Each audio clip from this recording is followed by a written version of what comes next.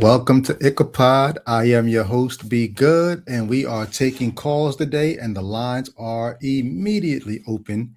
And I see folks coming into the chat, so let me just be the first to greet you in Reason's name. Today's topic: do we need God? Why do we need God? Why do you need God? And why do you think I need God? Um, the prompt today is we don't need God. In fact, God needs us. And I would love to demonstrate to you why I think that is the case. And if you can demonstrate to me why the opposite is true, that God doesn't need us, but we need Him, I would love to hear your reasoning for that. But I'm going to challenge you to come in reason's name. I know you might want to come in the name of your God, and I welcome you to come in the name of your God. I mean, I'm here with my God. I am a servant of Norway because I'm saying there's no way I'm going to believe what's been presented to me as truth without more solid evidence than what I've been given, more solid evidence than I've given other people. And so here we have the God Norway. If your God is more real than Norway, and you think we need your God, this is a chance for you to call in and represent why you think that is the case. The link is in the chat. The link is in my bio if you're watching on Instagram. And I'm going to go to Facebook now and put the link in the Facebook comment so you guys can chime in that way. Just before I got on, I had a Christian pop on my page and tell me. I made a comment this morning. The comment said,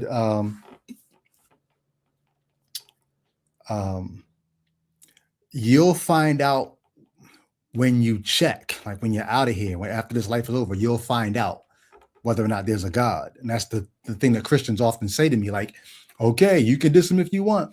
Just wait till then you'll know. I'm like, that's a little too late.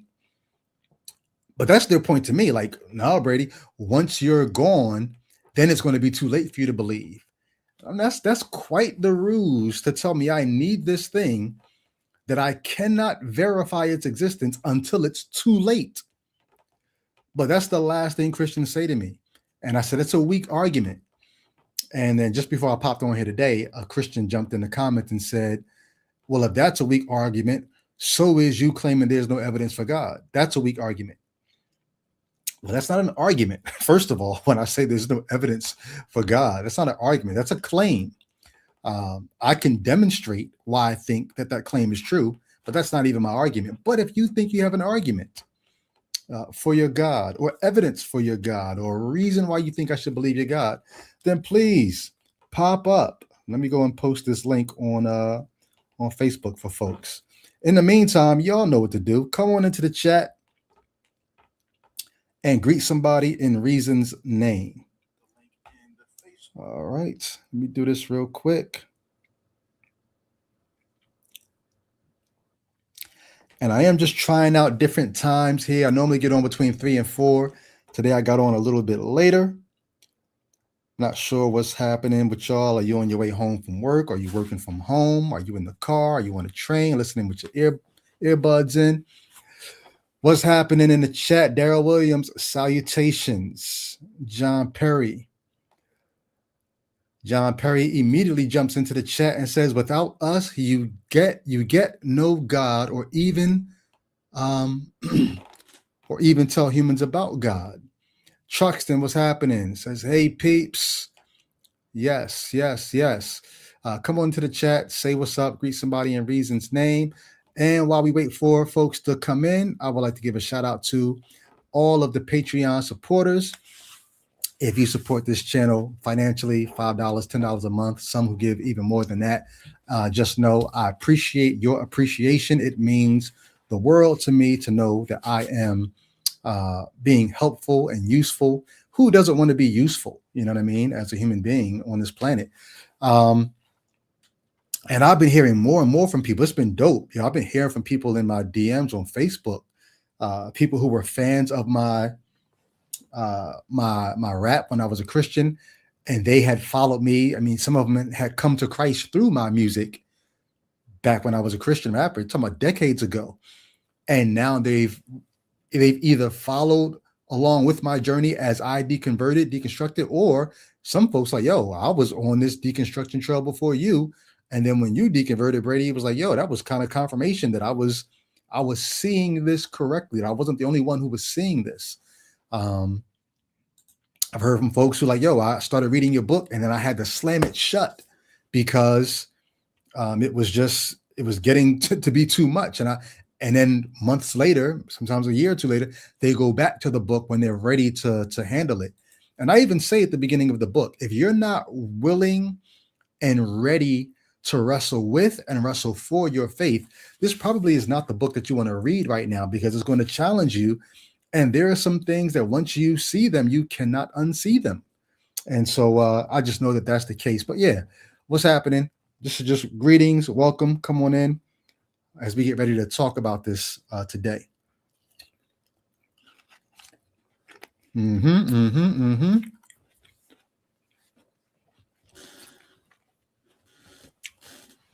if your eyes are like, yeah, what am I seeing? Your eyes are not deceiving you. Yahweh is floating above my head. He's real. He's active. His eyes roam to and fro.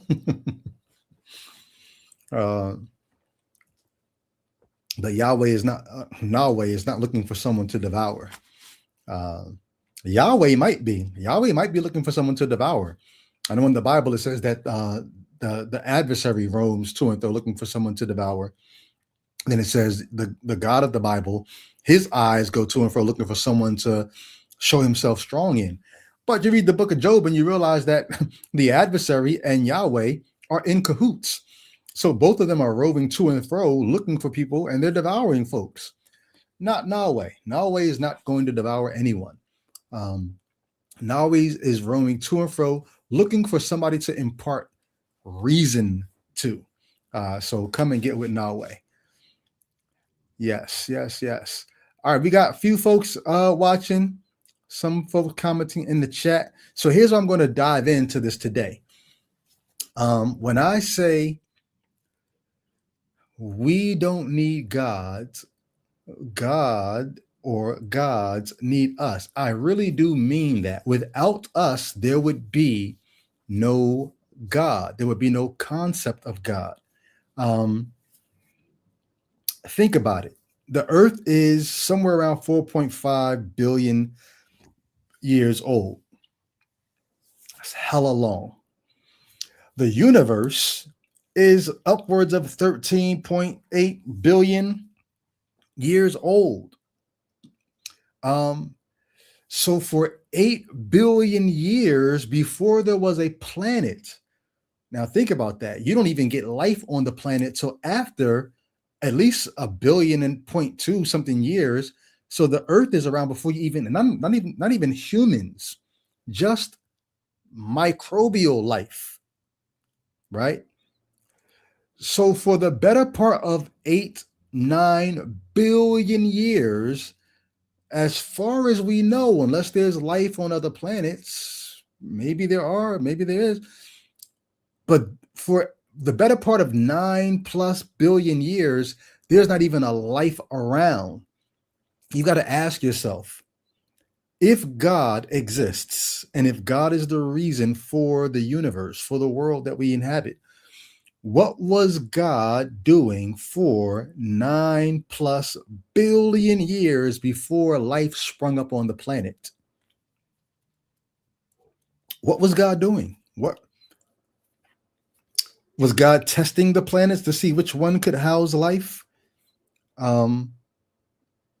Was God sort of just, waiting for the right conditions to develop on Earth, or for the Earth to even form?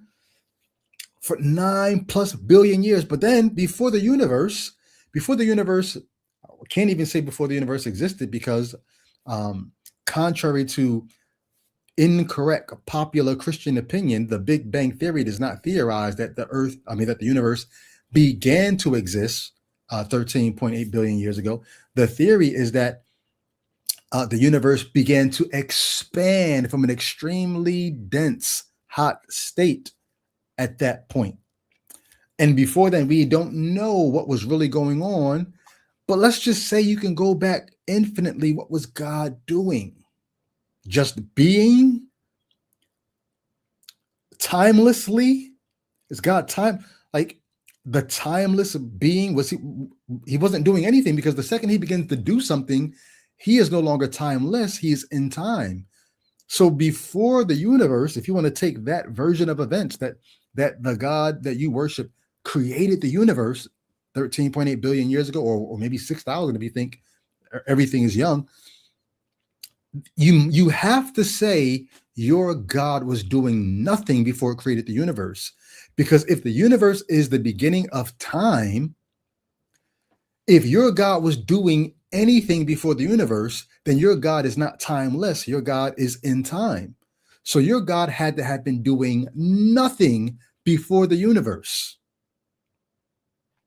So your God exists, but it's doing nothing for eternity. And then at some point, your God decides to do something. And at that point, time begins.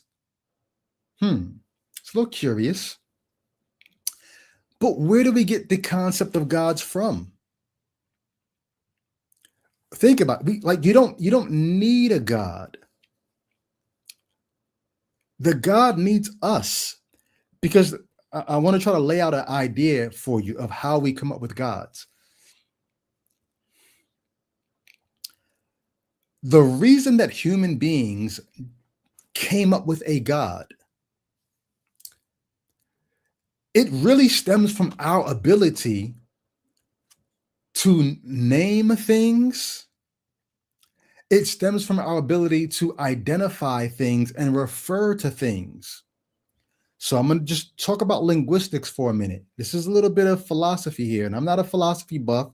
This is just me philosophizing for a minute, but I want y'all to stick with me for a minute. It's only when beings on this planet develop the ability to refer to things that you actually begin to get the possibility for a God.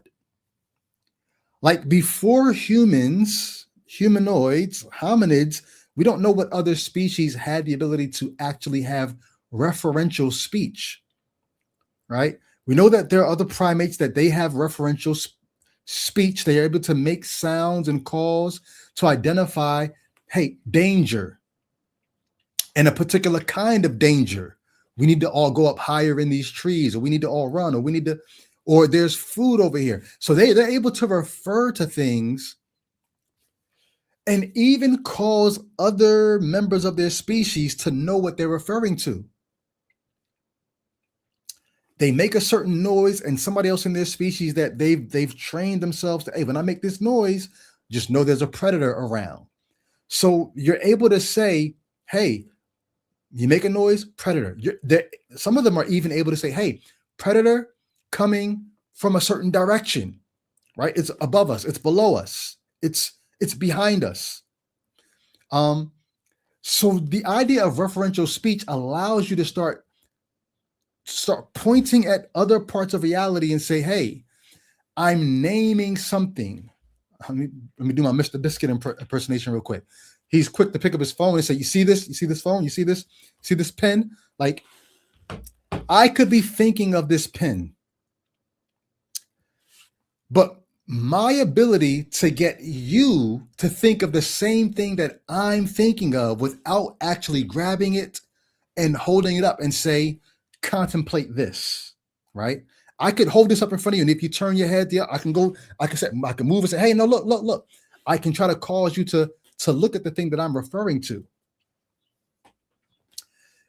But the more we develop our ability to refer to things by name, to make a noise and cause another one of our species to also think of the same thing that I'm thinking of. Like there are probably all kinds of animals in the animal kingdom. Or we got a caller. I need to get to this caller before time and technology robs us of the caller. But let me finish this point. There are probably all kinds of species that are able to think of things in their own head, but they lack the ability to cause another member of their species to think of the exact thing that they're thinking of. But the more we develop our ability to vocalize and specify, not just a bottle, this bottle. No, no, not that bottle, the taller one. We can specify what we're talking about. We can cause other members of the species to say, oh, okay, I know what you're thinking of now. You're thinking of not just any old fruit, the fruit on this one tree in the middle of the garden, let's say, whatever it is, I can cause you to think specifically of this particular thing. Well, now all these thoughts that I'm having about where am I? I'm in my the land that I've marked off as my territory. Uh, why am I here? Because I walked here from another part of the forest or the village. Not just where am I, what am I? I'm able to vocalize these things and cause somebody else in my species, another member of my species, to ask the same questions and ponder the same answers. Not just where am I, but what am I? And then I'm able to even get more specific and not just ask, what am I, but why am I? It's the development of our language to specify what's happening in here. Because the way brains have developed to help us survive our surroundings. But now I'm thinking of things, and the more we begin to vocalize, and our vocal cords and our mouths and our tongues and our teeth have given us ways to get very specific about what we're thinking and to cause other members of our species to think about the same things that we're thinking of and ask questions that demand answers. And now we're asking questions, we're answering questions, we're weighing each other's, I hear your answer, but I don't know, maybe this is the answer. At some point, you begin to start asking, how did we get here? And the more specific your questions come, the more specific your answers need to be. And you start asking those kind of questions. And eventually you're going to get to, okay, then who was the first one of us? And where'd that come from? And then we're on the earth. Where'd the earth come? And you're going to start developing questions that you don't really have the answers to. And at some point, you're going to start postulating, I see movement in the sky. And I know that down here, when I see movement, there's probably movers. So if I'm seeing movement up there must be a mover up there. And when I see movement down here and movers down here, I know that there's intentionality behind that movement. Now, of course, they don't know anything about the laws of physics at that time.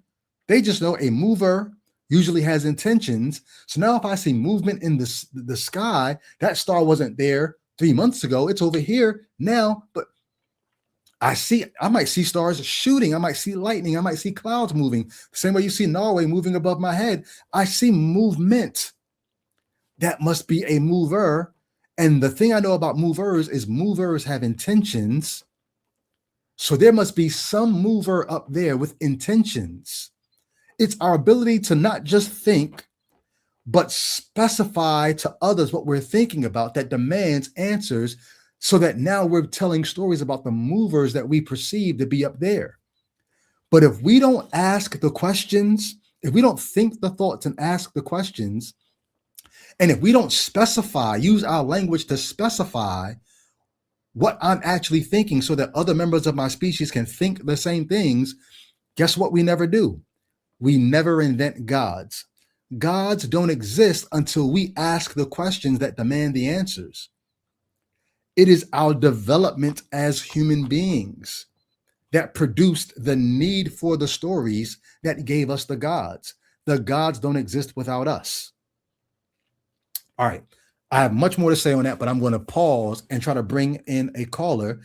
Caller, just so you know, your name is on the screen. If you want to change that, you can. If not, that's fine. Your camera is on, but your camera seems to be reversed, like you're upside down. If you don't intend to be upside down, and I think it would be sort of confusing for watchers, maybe flip your phone, and it might look crazy to you, but for the watchers, it'll be oriented right. So maybe flip your phone. All right, flip it one more time because now you're sideways. There we go. Now I might look upside down to you, but just know you're right side up to us now. So try to rock with that. All right, I'm gonna bring you on. Welcome Darius to Ichabod. What's going on? Peace, peace, peace. What's going on with you, good Oh brother? shoot, I forgot my ear pods. I'm sorry. Let me put my earphones in for a second. Give me 1 second. Uh Sorry about this, y'all. Forgot to do that part. Extra headphones. Say something else. Peace, peace, peace. What's going on, good brother? Shelling, how you be? Man, I am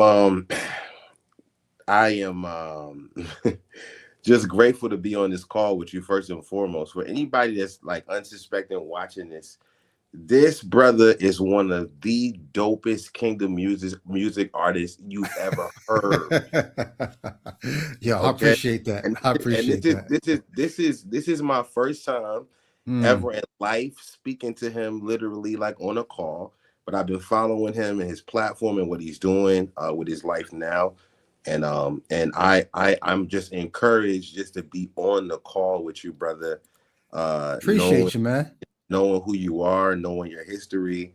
You were introduced to me when I was 27 years old. I'm Mm, 39 now. wow. Um, and that's when I started doing kingdom music when I was 27. Okay. And somebody suggested that I do, I rap for the Lord, when I was Hmm. in my late 20s. And they shared some music with me, and there was a lot of corny stuff that was out there, namely the Cray. But I salute to the brother now, you know what I'm saying? Mm, But then it was like, nah, that's not who I want to be. Then I heard brothers like you, were like pioneering, and then I heard some other good brothers, man. got you.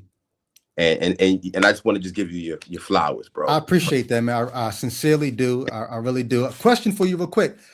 Uh, you're talking about kingdom music and rapping for the Lord. You are a Christian at this point, at the stage of your life. I am a citizen of the kingdom, man. Christian, Kingdom of heaven, or what do you mean when we say yeah, the kingdom? kingdom of heaven, man. Okay. Christian is weird for me because it Mm, doesn't mean the same to everybody. So, okay. forgive me, Christians that might be on here for not assimilating with the word. There's some knowledge and some research behind that people don't like. My foundation is kingdom based. I never, what I'm saying, never really assimilated to the word outside of like, what I grew up in with my mother and, Okay. and stuff like that. Yeah. So just for clarity, but even being a citizen of the kingdom, you are a worshiper of Jesus. Christ is Lord of my heart, man. Okay, that's what I yeah, got Yeah, you. yeah. Just to be clear, yeah, for sure, Okay. man. And how long have you been following the Jesus of the Bible, worshiping Jesus? I want to say, I never worship white Jesus, right? Okay. So for me, I gotta be clear because when you say Mm, that, you see what I'm saying? Like there's a lot of underlying assuming that goes along when you say things like worshiping Jesus. You know what I'm saying? The people that are not here, that are not clear, or the people mhm. that are here, I just need you to understand that there's a lot of assumptions with that I don't assimilate I to. got you. I just talk Yeah. about the Jesus of the Bible because Yeah. we don't, his skin tone and all that. We know he was Middle Yeah. Eastern. I just say the Jesus of the Bible and leave it at that. But Leave it so, at that. yeah, how long Yeah. have you been following that Yeah. Jesus? Yeah. I've been I think I want to say I when I was 19, so I grew up on the pew, right? So Okay. I'm from Brooklyn. I went to church in Queens. I Mm, went the first service, second service, and then we had special service. We went to that too. So by the time I was 17, I was running away from Jesus of the mm, Bible. You see what I'm got you. saying? Got you. I got locked up, went back Mm. and came back home to a revival. Put my hand on my head and raise your hands, Uh-huh. and then I think at that time it was just like I'm gonna tap in when I get older. Mm-hmm.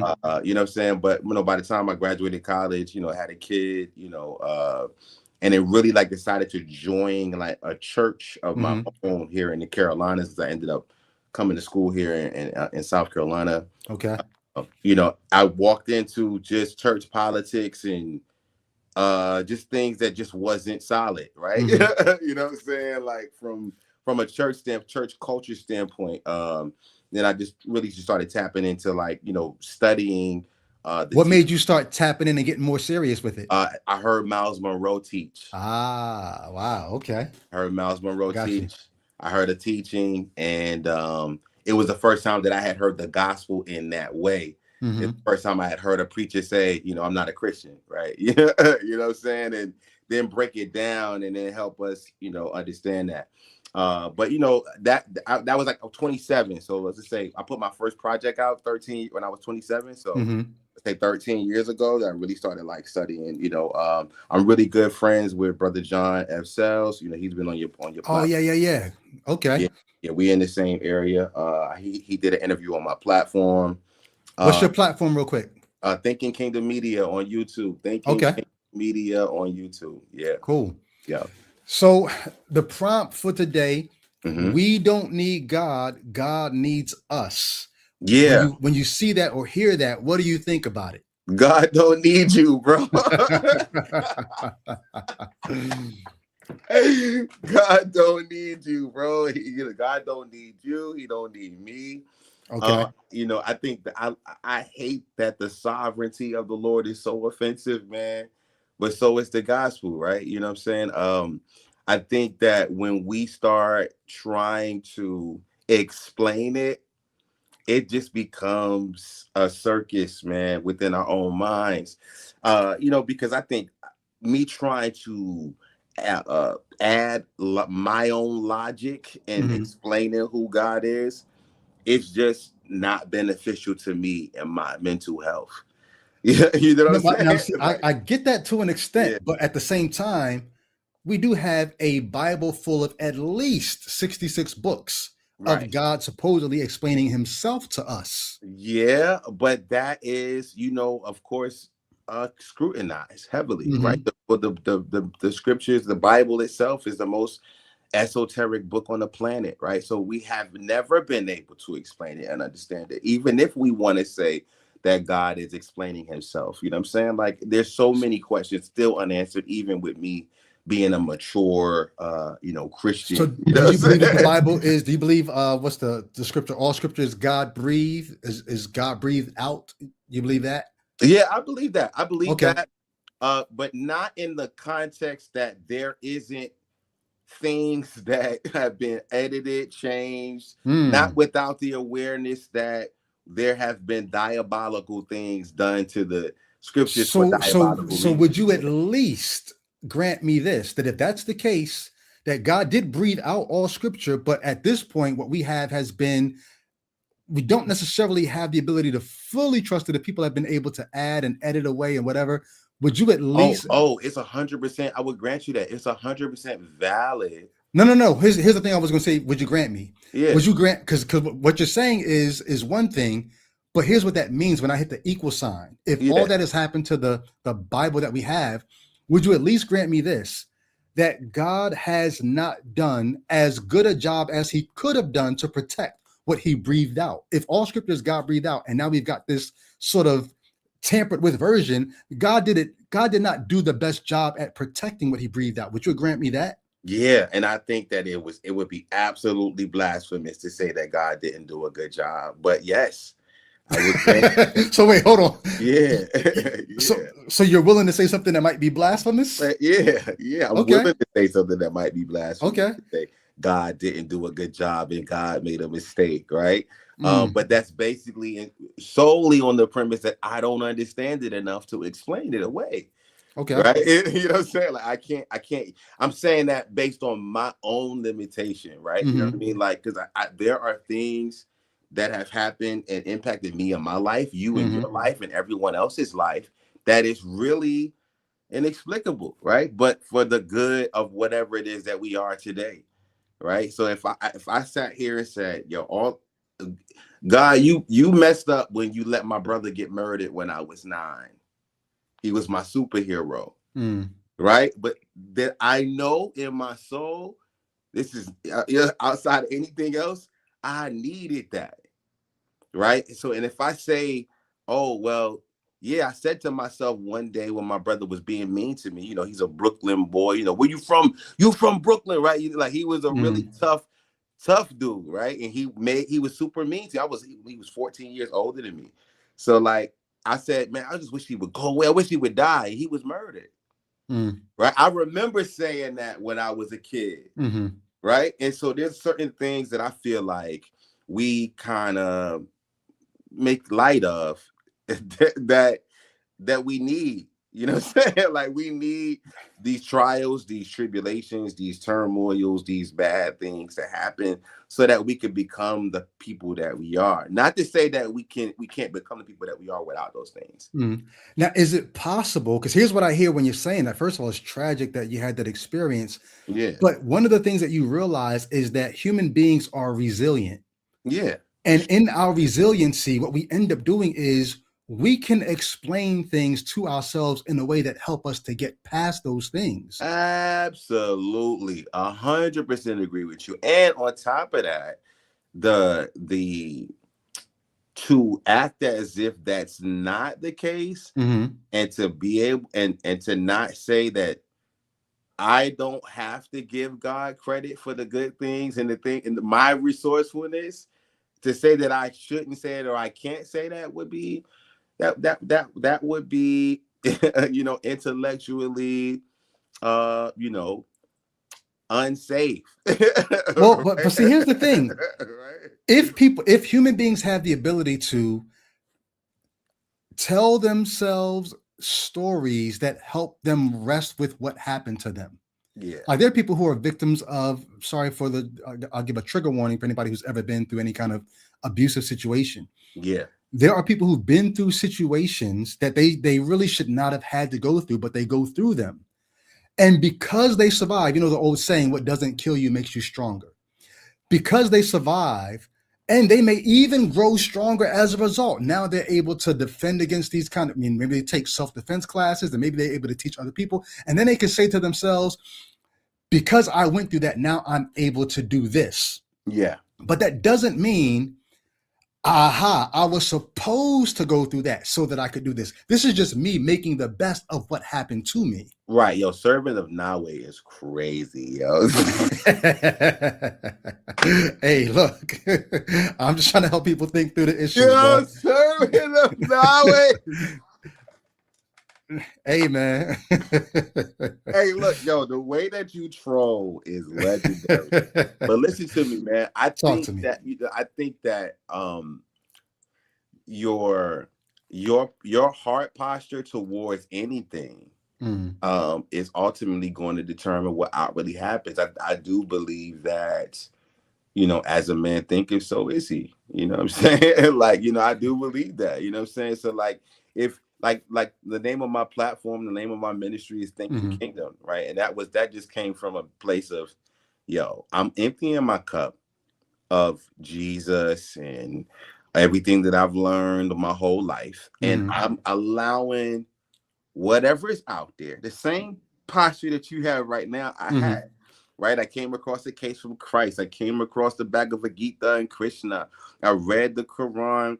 And what, and did all of these, trying to like, Lord, if you're really Lord, I need you to show me. I need you to engage me intellectually, right? I'm not from Somerton, South Carolina. I'm from Brooklyn. I'm inquisitive. I'm a city kid. You know what I'm saying?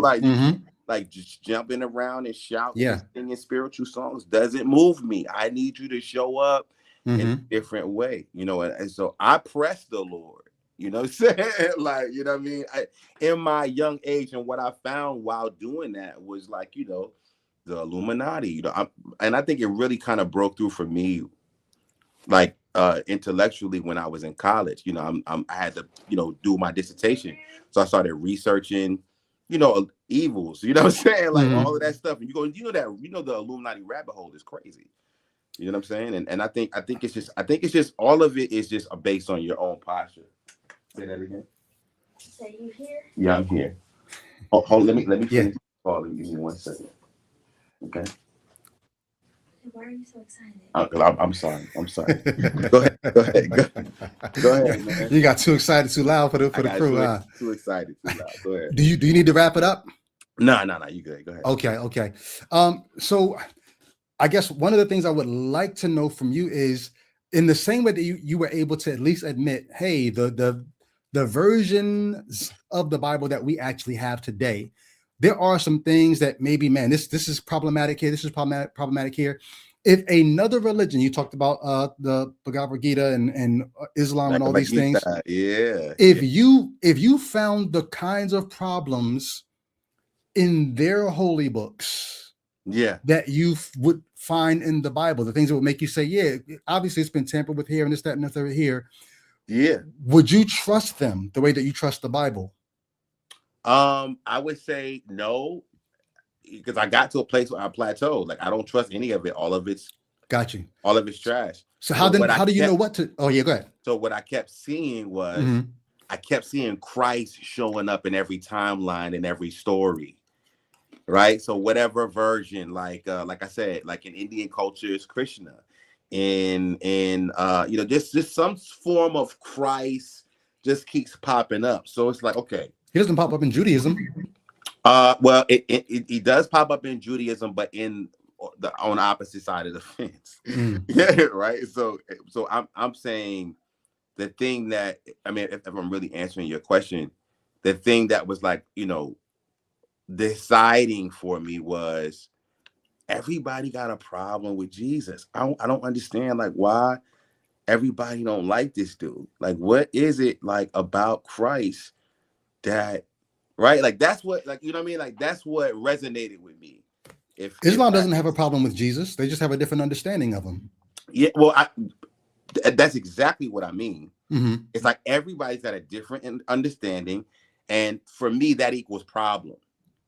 Like, because we can't agree on Christ, even within the Hebrew Israelite cultures, even within Christian culture, even today, me being on this call with you, the irony of this, right, this is encouraging me in my faith even more. Like, every troll, every post you post, even with John, like, I'm like, yo, I love it because this is what grounded me, finding actual humans that had an opposing view to what the status quo was in terms of, religious dogma, you know what I'm saying, in general. And I love that, you know what I'm saying? Like, I think it's fair. I think it's healthy for us to be able to, you know what I'm saying? Like, I think it's fair, and I think it's healthy for us to be able to do this. You know what I'm saying? Yeah. One last question I have for you, because I got another call in, and I'm not sure what else is popping in the queue. I'm curious for you. Is it just because, man, I see versions of Jesus popping up in all these different religions, so there must be something special about him? And if so, why take the Christian version of it if you see him popping up in, like you said, maybe in Judaism, there is the idea of a Messiah, and in Islam, there is this idea of who Jesus was. Why take the Christian version of it if you see him popping up in all these different places? Why settle there?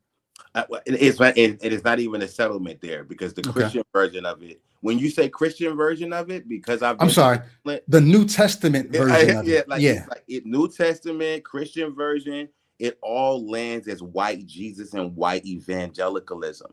The New Testament? The New Testament, I'm not even talking about what it is for, how it is. I'm just talking about how it manifests in culture. Okay. Like, even when you were in Christ, right? Like, in my heart of hearts, I'm like, oh yeah, he was deep in white evangelicalism, right? You was deep in white church, right? So there was no room for culture or context for you or anybody else that might have been in the Christian version or the New Testament version. Like, I don't throw the baby out with the bathwater. It's kingdom for me because God is within you, right? Like, where is the kingdom? The kingdom is within me. Like, that's where I land. And not just on the New Testament or on the Old Testament or on just Jesus, or right. Like, it's just it's not even trying to escape in the dogma, but being able to identify the dogma and how it manifests in culture and in people. How would you know if the thing that you're saying is manifesting in you is not just more dogma, but is actually the thing that God wants people to believe? I think if it's persuasive in any way, where we're forcing understanding, we're forcing teaching, it's witchcraft, it's warlock work, right? So I think the biggest thing that got my attention in my walk was just my acknowledgement of the supernatural. I had an incident where, something like the exorcism happened in real life. I witnessed some things that nobody can really take away from me and nobody can really explain. You see what I'm saying? So it becomes more simple. It's light versus dark. There are actual forces of darkness that are pretending to be whoever God is to you or anybody else. And then so there's the true God, and then there's somebody that's false. And so that's how it lands for me. And that's how I would know what I'm saying is not something I'm trying to force on anybody or teach somebody to embrace, because I can't really teach you that. So for me to come to the understanding that you have, I would have to have the experiences that you've had in some kind of form or fashion or way. So I cannot hold you accountable for not understanding what you haven't experienced. Gotcha. You know what I'm saying? So I cannot judge you for trolling my way. I can't, you know what I'm saying? Like I'm arrested in the truth that, you know what I'm saying? Like you don't have the experience, so I can't judge you. Bro. So here's the interesting thing. You sort of are taking some of the steam away from me, because if you have a view of God and a relationship with God, that's not only are you not trying to force on other people, but you don't even think other people, do you think other people have to come to the knowledge of God that you have, or they're free to come to all other kinds of understandings of God? Yeah, like those absolute questions like that, I don't know. I don't have the answers. You know what I'm saying? Like only thing I can tell you is like I'm where I'm at, and I'm just being the best light that I can be. Gotcha. You know what I mean? Because like nobody wants to hear about how my girlfriend's grandmother had demons and my pastor came. I watched them with the whole, you know what I'm saying? I watched them come to the house. I'm out there waiting to, you know, carry on with my girl. And I seen this stuff happen. And she told, I'm like, you're a Muslim now. Like, did your grandmother get delivered in Jesus' name? And she said, yes. And I'm like, well, how is it that you're a Muslim now? You know what I'm saying? I don't know. Like, you know what I'm saying? Like, Darius, there are some penetrating questions that you probably could ask about those experiences and some of the other experiences that, because this is our first call, I don't even want to dive into it in the first call. I'm just happy to meet you. Yeah. And I hope you would call back, because I don't want you to think, just like you're not trying to put anything on me, I don't want you to feel like I'm trying to take something away from you. Yeah. But I don't think that at all. I don't think that. There's some penetrating questions that you could ask that might just open some things up for you, but I would rather just maybe build relationship, and maybe in the next call, next time we chop it up, we can maybe go in a little bit deeper. But I'm just glad that you're, willing to call and talk. I don't want to try to take anything from you at this point. And I'm glad you didn't block me, man. I've kind of trolled back at you one time. You was like, yo, look, I block people like you, and I'm glad you didn't block me. Oh, really? On Facebook? Yeah, on Facebook. but listen, I know you got to go. I know you got another call, and I just want to ask you this one time. I don't know how extensive your experience is, and I want you to leave that part out with just the supernatural and just like, but how do you process? How have you processed great question activity? Great question. You know what I'm saying? And just and like, experiences where, like, I don't know, like, for me, it kind of was like, oh, okay. Yeah. You know what I'm saying? Like, okay. You know what I mean? I lean, even when I was a Christian, I think I was sort of primed for this by realizing how wrong I could be. And once I realized how wrong I could be, it made me a little slower to start accepting the explanations that I always had growing up as a Christian.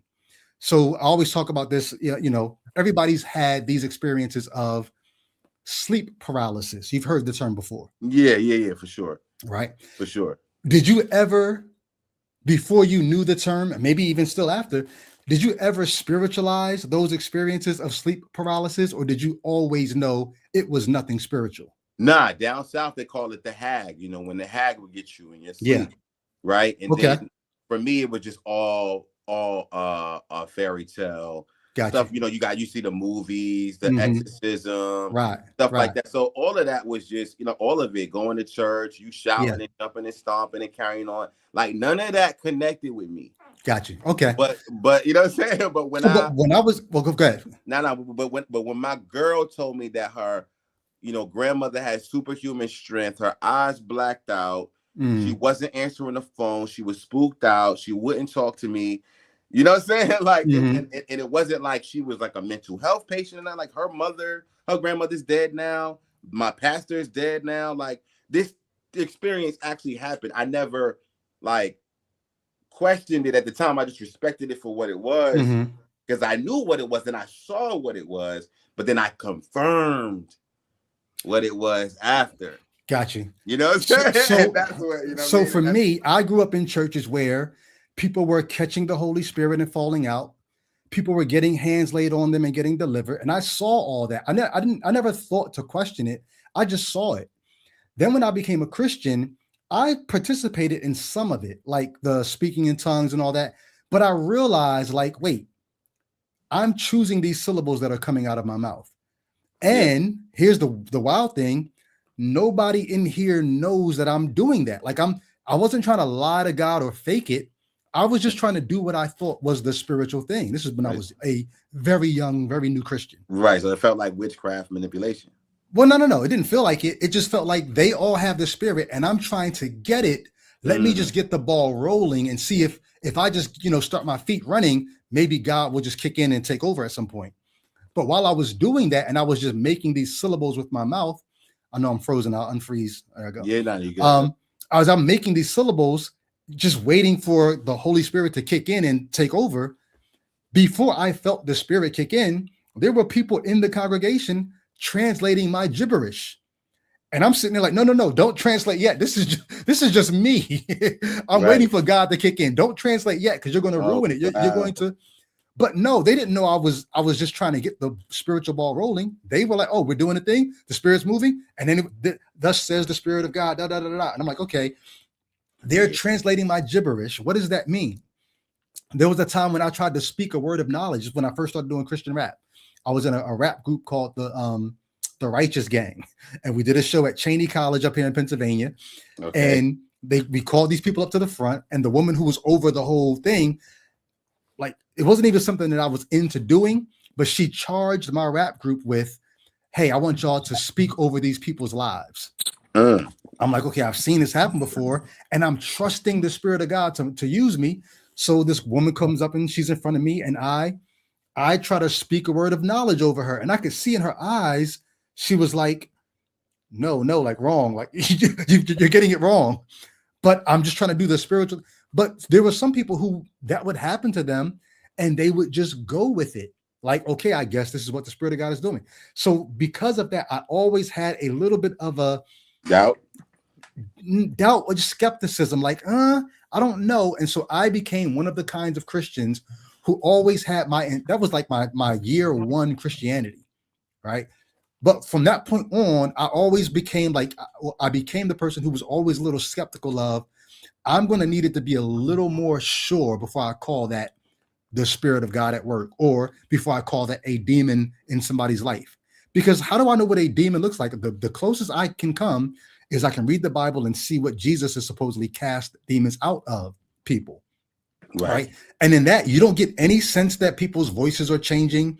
You do get a sense that maybe somebody's stronger than you would think one person could be. But outside of that, you don't really get a depiction of what happens when a demon possesses somebody. And so I'm calling it demon possession, but how do I know that? How do we really know? Right. Right. And I think what are your references? Right. I think that's probably my only reference is just what I've seen on movies, exactly. Right. And so I've never. And not just that, you got to keep in mind that you're in culture and you're not the only person that have seen these movies. Even the person who might be the one who's demon possessed, they've seen the movies too. So they know what a demon possession is supposed to look like based on the movies, or maybe based on what they've heard and seen growing up in church. Right. So I can't rule out that this person who's supposedly manifesting demons is not simply manifesting what they've seen. Oh, this is what it's supposed to look like. And I don't feel like myself right now. So let me act out what I know it looks like when somebody's demon possessed. How do I know that that's not what's going on? But right. And you cannot discredit that. And so for you, it's all too easy to write off for you to stand on it with some level of certainty. And that's completely acceptable. Right. So I'm looking for, if I run out of naturalistic explanations, I've got two choices. One, something supernatural is going on, or we have not yet plumbed the depth of all the natural explanations. And I Right. think I'm willing to side with that more than I'm willing to run to the supernatural. Maybe we Right. just haven't got to the bottom of all the possible natural explanations. Right. And I'm guilty of that. My wife saw a mouse in our old house, and I was like, you got a legion of demons in you. You think that you saw a mouse, but guess what? It really was a mouse. And I felt so stupid at that time. And she never lets it die. Like, you thought I was demon possessed. You thought, right? And so I get that 100%. And I'm like, from a naturalistic standpoint, we have to accept the fact that people can just be wicked, right? You know what I'm saying? They could be wicked, or they could just be wrong. They just be wrong. Yeah. Be wicked or just be wrong, but it still doesn't write off or write completely. I can't rule it out. I can't rule it out. Yeah. There could be supernatural activity going on. And so that was, for me, early enough happened to, for me, I'm like, this isn't like I see my pastor coming to do some stuff. Mm-hmm. You see what I'm saying? You know what I'm saying? Like, I wasn't like there in the house, but I see him. He's got all his full regalia. He's got the bottle of water. He's got the cross in his hand. We in the deep South country. It looked like a movie. Mm-hmm. I get you know what I'm saying? Yeah. And then he was at church on Sunday preaching. Mm-hmm. Right? You know what I'm saying? And then I asked my girlfriend, not then, but years later, when she's professing to be Muslim, did the thing that I witnessed that I know happened, did that really happen? And she said, yes. My grandmother was possessed. We didn't know what to do. I'm so sorry I never spoke to you again. Right? You know what I'm saying? Like, I'm so sorry that I never talked to you about it. Did she get delivered in Jesus' name? Yes. The demons responded to Jesus' name. Right? But that doesn't mean that her grandmother wasn't responding to pastor, right? It doesn't mean. And that's where I'm at with it. I'm like, I got one or two choices. And here's the thing: when I unbecame a Christian, because I never ruled out demon possession, I never ruled out supernatural gifts or any of that. I just knew all the instances of it that I've seen, I could explain it naturally, and it didn't have to be that thing. Yeah. But when I unbecame a Christian, when I let it all go, and I let go of even the idea of supernatural, it's got to actually become part of my world for me to accept it. I'm not going to take any stories of it, and I'm not going to just take some easy explanation of, oh, this person lifted up, this woman lifted up a car to save her baby who was trapped under it. People have done crazy things under adrenaline. Yeah. Doesn't mean that a demon or anything was involved. But I'm just saying all that to say, when I unbecame a Christian, all of that stuff went out the window. And you're talking over 10 years now of how come when I was a Christian, it was much more feasible that would be the explanation, that now when I'm not, like, where's all the demonic activity? Where's all that had to be the devil? Where's all that had to be God? Because it's not just the satanic stuff that I rule out. I rule out even the God stuff. But guess what? The evangelicals will tell you that you're on his team now, and the devil doesn't need to attack you. Be good. I know you got somebody else on the phone. And actually, he dipped, but I am gonna let you go. Please holler back, yo. Look, I'm gonna holler back. But look, I want to say this before I let you go. Donald Trump is a Christian. All right. No, even he doesn't say he's a Christian. No, that's why I can't. Look, you can't associate with everything, yo. I got you. Peace and grace. Great talking to you, man. Peace. All right, so I did have two other callers in the queue. Maybe y'all saw that call was going to be long, and y'all decided you call back some other time. But the line is open now. My unique Monique, what's up? Good to see you. Without Faith, good to see you. If you were on the line, let me see if there's any private chats. No private chats. But if you were on the line and you were like, hey, when's this call going to wrap up? The line is free now. The link is, I'm putting it in the chat again.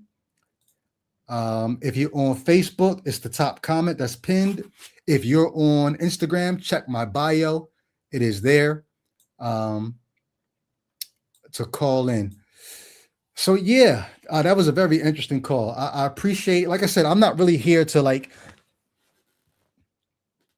if you're not the person who's trying to push your thing on someone else, I don't even really feel the need to take anything away from you, because to me, if you have your own reasons for believing the things that you believe, what do I care? It's when you start telling other people that they need to believe it too, and your reasons are bunk. That's when I'm going to say, okay, now I'm going to get out the crowbar of logic and take that away from you. And so even with that call, you see, I was going to try to go into like, just challenging some of the possible explanations, but I didn't even want to do it in that particular call. But then we actually ended up kind of sort of going there eventually. I'm not looking to rip your religion away from you if you're not looking to force your religion on other people. So for anybody who've ever heard me say that and thought I was capping when I say that, you just saw an example of that. Anyway, all praise to Yahweh, the talking cloud up above my head. In the reason's name, who else we got in the chat? Saw a few other folks pop in.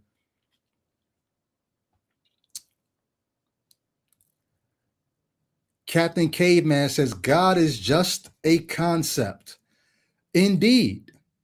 The concept exists. If you ask me, does God exist? I will say yes, as a concept. The concept, there's a concept of a flying car. Do flying cars exist? Not yet, at least not, they're not being mass produced. There are all kinds of concepts that exist conceptually. We came up with the concept of God when we developed language, and we got so specific with our language that we started asking the kinds of questions that we did not have the ability to peer into those kinds of answers yet. And so there was a question mark, and God is the name that we gave to that question mark. Oh, we're trying to talk about something that's the reason for why we're all here. God is the name of that question mark. We don't have the answer yet. We throw the term God on it, and then we imbue that question mark with all sorts of attributes. But where do we get the attributes from? Isn't it so funny or interesting that God has all of the attributes that we have? We have power. God has all power. We can love. God is all love. We can be good. God is all good. We get angry. God is justice and wrath. And we get jealous. God is jealous. All we're doing is externalizing, maximalizing. I know I'm froze again in a weird way. No way, unfreeze me. There we go. All we're doing is taking the attributes that are internal to us, externalizing them, maximizing them, and then projecting them into the clouds and naming it God. That's what God is. But without us, you don't get that externalization, you don't get that maximizing, and you don't get that projection into the heavens. You don't have God without us. God is dependent upon us.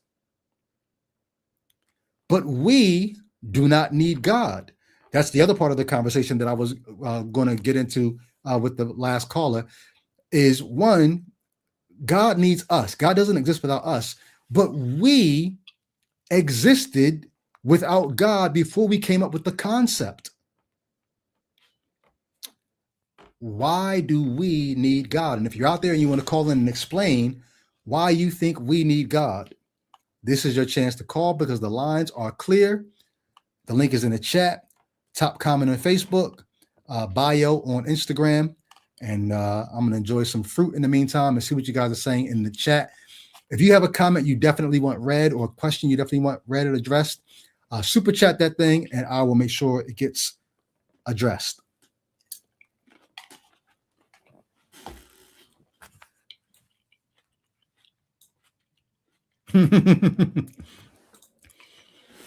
Without Faith says Donald Trump is a man after God's own heart. Well, that was first said about King David, the rapist. And King David was a man after God's own heart. Is it any wonder that David, the rapist, is a man after God's own heart? The God who told the biblical nation of Israel, go into this land that I'm giving you, kill all the men with the sword, kill all the infant males, Kill all the women who've not known men, not had sex with men, but keep alive for yourselves all the girl children, infant children. If David is a man after that God's heart, I don't think that you're tripping. I mean, I know you're sort of being facetious here, but maybe you're not. Maybe you mean it. Donald Trump is a man after God's own heart.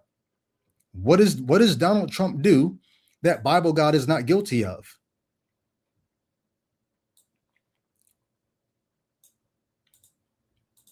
I'll say it again. What does Donald Trump do that Bible God is not guilty of? Yeah.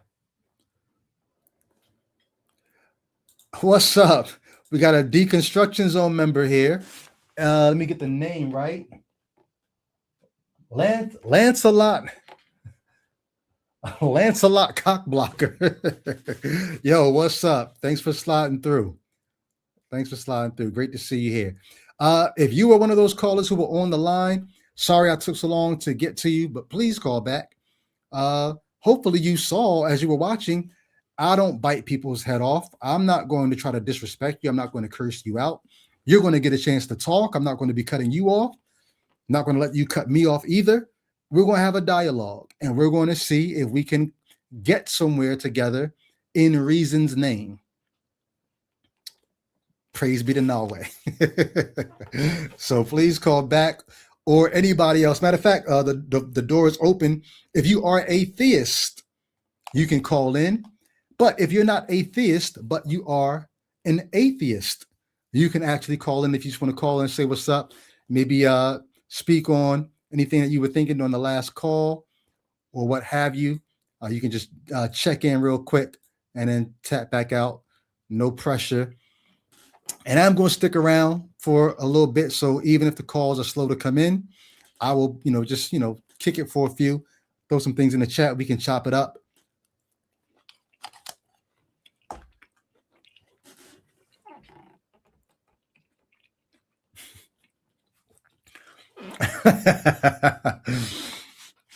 Lancelot, thank you for the $5 super chat. Says, here's my donation because I feel like Matt never lets you talk on the line. No offense, Matt. I'm sure. Just saying. Justin says hi. Yeah, that's what's up. Matt is the man, and when I'm on with Matt, sometimes I'll just get caught up in listening to Matt break things down, and he does. I know you're just sort of joking there, but yeah, I jump in where I get in where I fit in when I'm on the line, and I enjoy being on that platform. So it's all good. Theists, where you at? Why do you need God? I'm saying that your God needs you. Can you imagine? There's a passage in the Bible that says, if I don't speak, even the rocks would cry out. Or I think was it Jesus said, if these don't speak, if these did not speak, even the rocks would cry out. I wish we could do an experiment, I really do. Really wish we could do this. Imagine if every believer of every religion just shut up. Just stop. Stop preaching. You ain't got to stop believing. Just stop proselytizing. Do you think that your God would ever like do something? Like he's looking at you like, come on, tell them about me. Talk to me. Talk to them about me. Mention my name. Give them the gospel. If we never did, if we stopped altogether and just, do you think that God would finally just say, all right, fine, I'll come do it myself? Or if we stop talking about these gods, if we stop proselytizing and pushing God on people, does the knowledge of God just stay trapped up in the hearts and minds of the believers? And if so, what does that tell you about the gods? Maybe you think the gods don't need us to exist. They definitely need us to travel. Jesus Christ is not making it to India. Jesus Christ is not making it to the Americas. Jesus Christ is not making it to Asia without missionaries. I'm watching Vikings right now, right? I've got to the part where nobody in the chat, please, no spoilers, but I got to the part where Ivar the Boneless, they're going back to England, and they're having. Well, I told y'all no spoiler alerts. Now I'm giving you a spoiler alert. Maybe you want to mute your mute me for a second. I'm about to give you a little spoiler. I'm not going to say too much. But they get to the point where they're going back to England, and Ivar the Boneless has to be carried on a stretcher because he's sorry, I'm going to spoil. He can't use his legs. And as cunning as he is, and he proves to be capable once you get in his vicinity. If he's on the ground, like he can roll over and put the dagger in you, but he ain't got no legs. Without you carrying Ivar around, he's not making it to England. On the boat, when the storm hit, they had to tie him to the mast of the boat so that he could not get washed over. Your God has to be carried around by you. I know you think you're carrying your God around. I'm sorry, you think your God is carrying you around.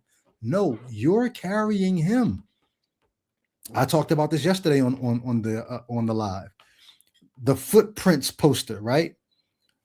Is 2 sets of prints, and then there's 1 set of print for a long time. Then it's 2 again, and the person says, "God, how come you left me in my toughest times? Look, there's only 1 set of prints. You left me alone."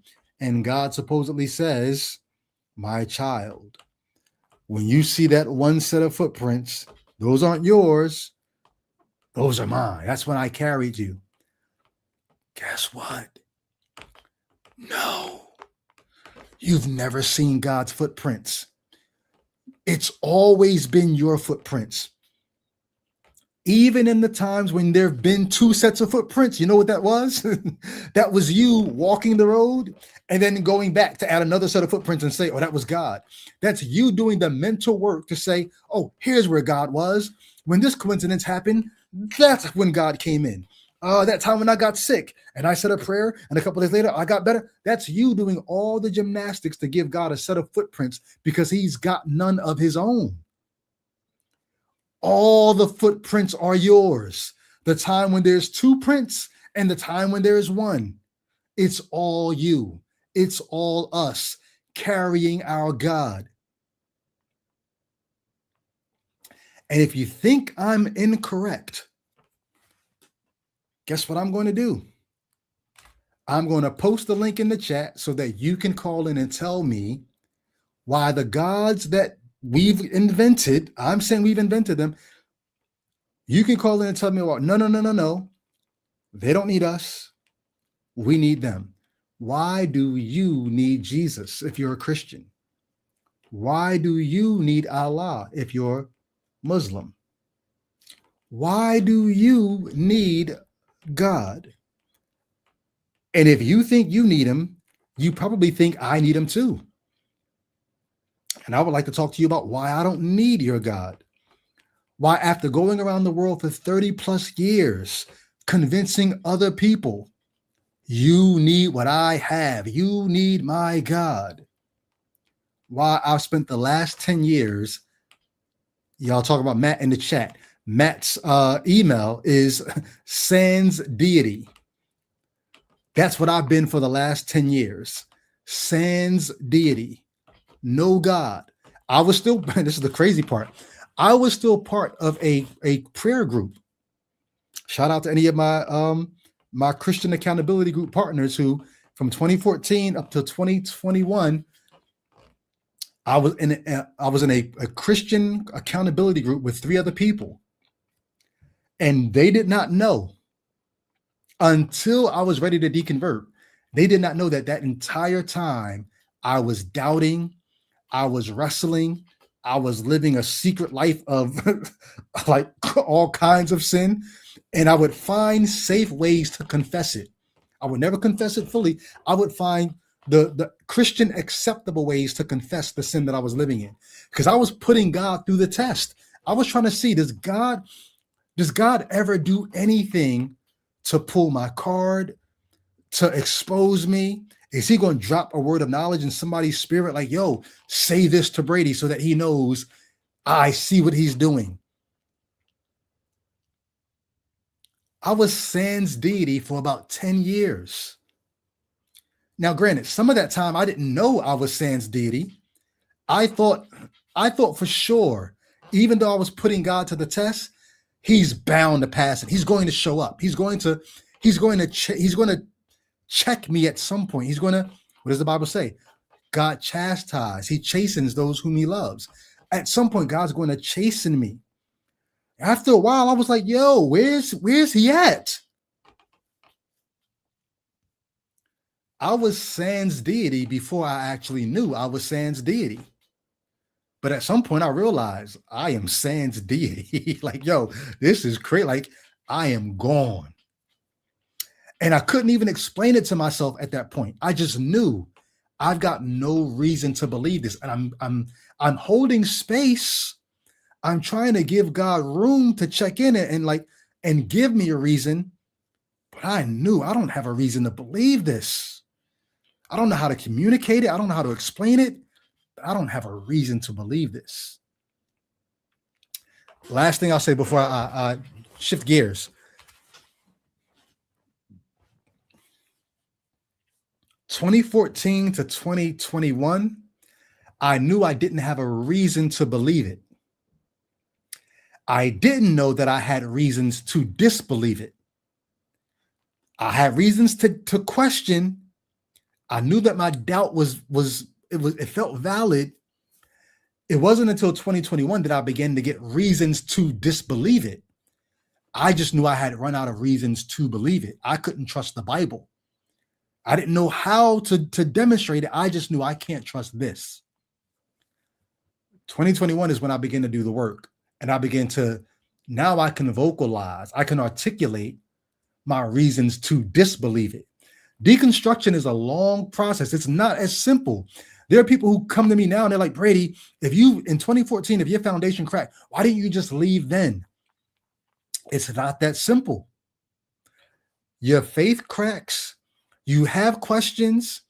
You may become prayerless. You may stop reading the Bible. You may stop going to church. You may start sinning. You may stop tithing. You may just start testing. You may do all kinds of things while you're trying to figure out, I don't think I have reasons to believe, before you actually get your reasons to disbelieve. And that is a process, which is why I encourage people, if you sense that deconstruction or a deconversion is on the horizon, I don't want to rush you, but don't put it off, because it could take you 10 years to get to the point where you're finally ready to cast it behind you. Imagine waiting another 3 or 4 years before you start actually asking the questions and doing the work. Start today. And if God is real, let God be the one to affirm your faith or confirm your faith. And if he doesn't, let the chips fall where they may. All right, before I talk too long and lose our next caller, let me go ahead and bring this next caller in. Caller, just so you know, your name, there is a name on the screen. If you want to change that, you can. Sometimes people don't want the names shown because somebody else might recognize, oh, that's so-and-so. Your video is not on. If you want to turn it on, you can. If not, you can leave it just like it is. I'll give you a second to make any adjustments that you might want to make.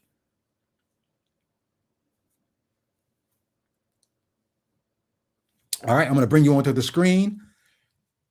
I think this might be somebody we talked to before. This looks a little familiar, but I'm not sure. Watcher 215, welcome to Ichabod. Hey, can you hear me? Hey, what's going on? I definitely can. Have I spoke to you before on this podcast? No. Okay. I've listened before, but we have communicated via text before. On Facebook or some other platform? I think it was Facebook. Okay. Yeah, it was. Okay, well, real quick before I let you represent what you're here to represent, are you a theist? Or are you agnostic? Are you atheist? Where are you at? I'm a theist. And what any particular brand of theism? Christian, Islam, anything else? Call myself a Christian. Okay. I Believe gotta in- ask. believe- I gotta ask you this question real quick because I run into so many different types of Christians. I think I have to start asking this question. You call yourself a Christian. Would most general Bible believers that you run into, would they also call you a Christian, or would you say, "Oh no, he don't believe like we generally do"? I'm just curious. What would you say to that? I'm going to run into the same problem that the brother that you were speaking to last time was saying. Got You know, because as we all know, you know, I call myself a Christian, but might not be the brand of Christian that the other person subscribes to. So, all I can say, brother, is that at 10 years old is when I placed my faith in the words of Jesus Christ. Okay. And I turned 59 this past December 29th. So that's where I'm at. And that entire time you've been rocking with this same Jesus, or did you have some periods where you kind of fell away and it came back, or? I think that's been an abiding faith from 10 years old to present. Got you. There's something to be said for consistency. Mm-hmm. So yeah, I agree. And they're saying in the chat, you probably hear this all the time. Somebody called you Barry White in the chat because your voice is booming. You got the stereotypical God voice. Do you get that often? Not particularly. I think it's because I was kind of sleeping. Is why I don't have. I would have my video on, Brady. Gotcha. Ever since I had heard about. I don't know how long it's been now, but it's been quite a while. I think you said like 10 years that you started deconstructing. I kind of been hearing your testimony. Gotcha. And I'm kind of among those group of people that have been rocking with your the cross movement. Mm-hmm. And when I heard about you, I was one of the ones that felt sad more than anything.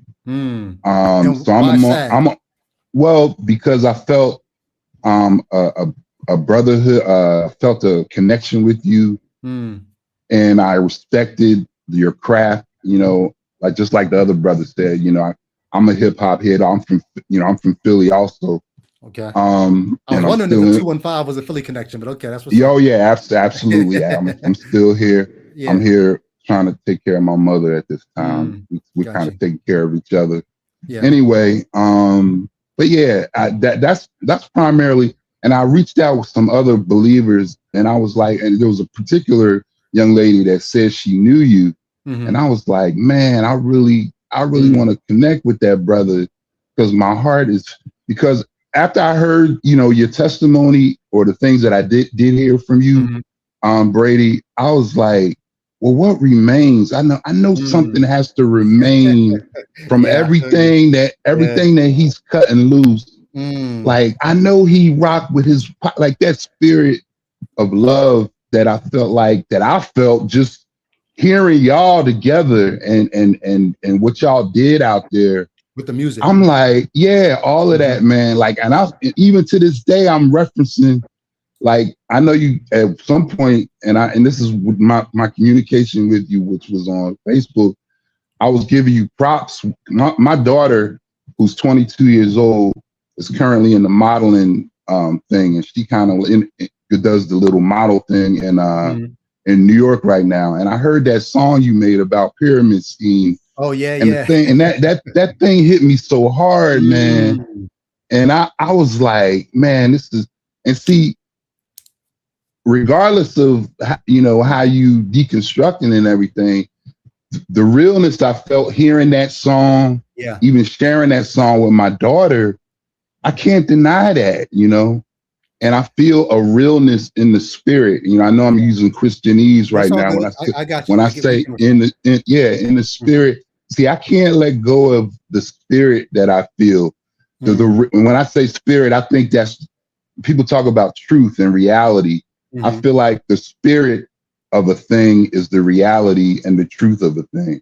I can accept that. And that's kind of, And I find that I find in the teachings of or the words of Christ, when I meditate and pray on them, I find them to be matching with my experience in reality. So that's why I maintain my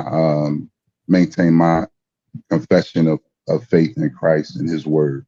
I appreciate that 1,000%.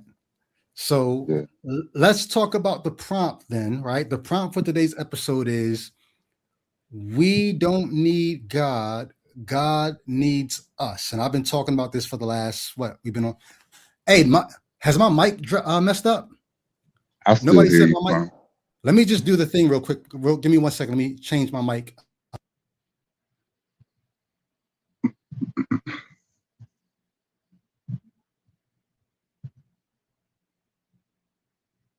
Yeah, normally at 1 hour and 15 minutes, my mic messes up, but this has been an hour and 20, it hasn't. So not sure what to say about that, but okay. So here's what I'm going to ask you, and maybe we can get somewhere in this dialogue. I can tell all the kinds of ways why God has been beneficial. Believing in God has been beneficial in my life.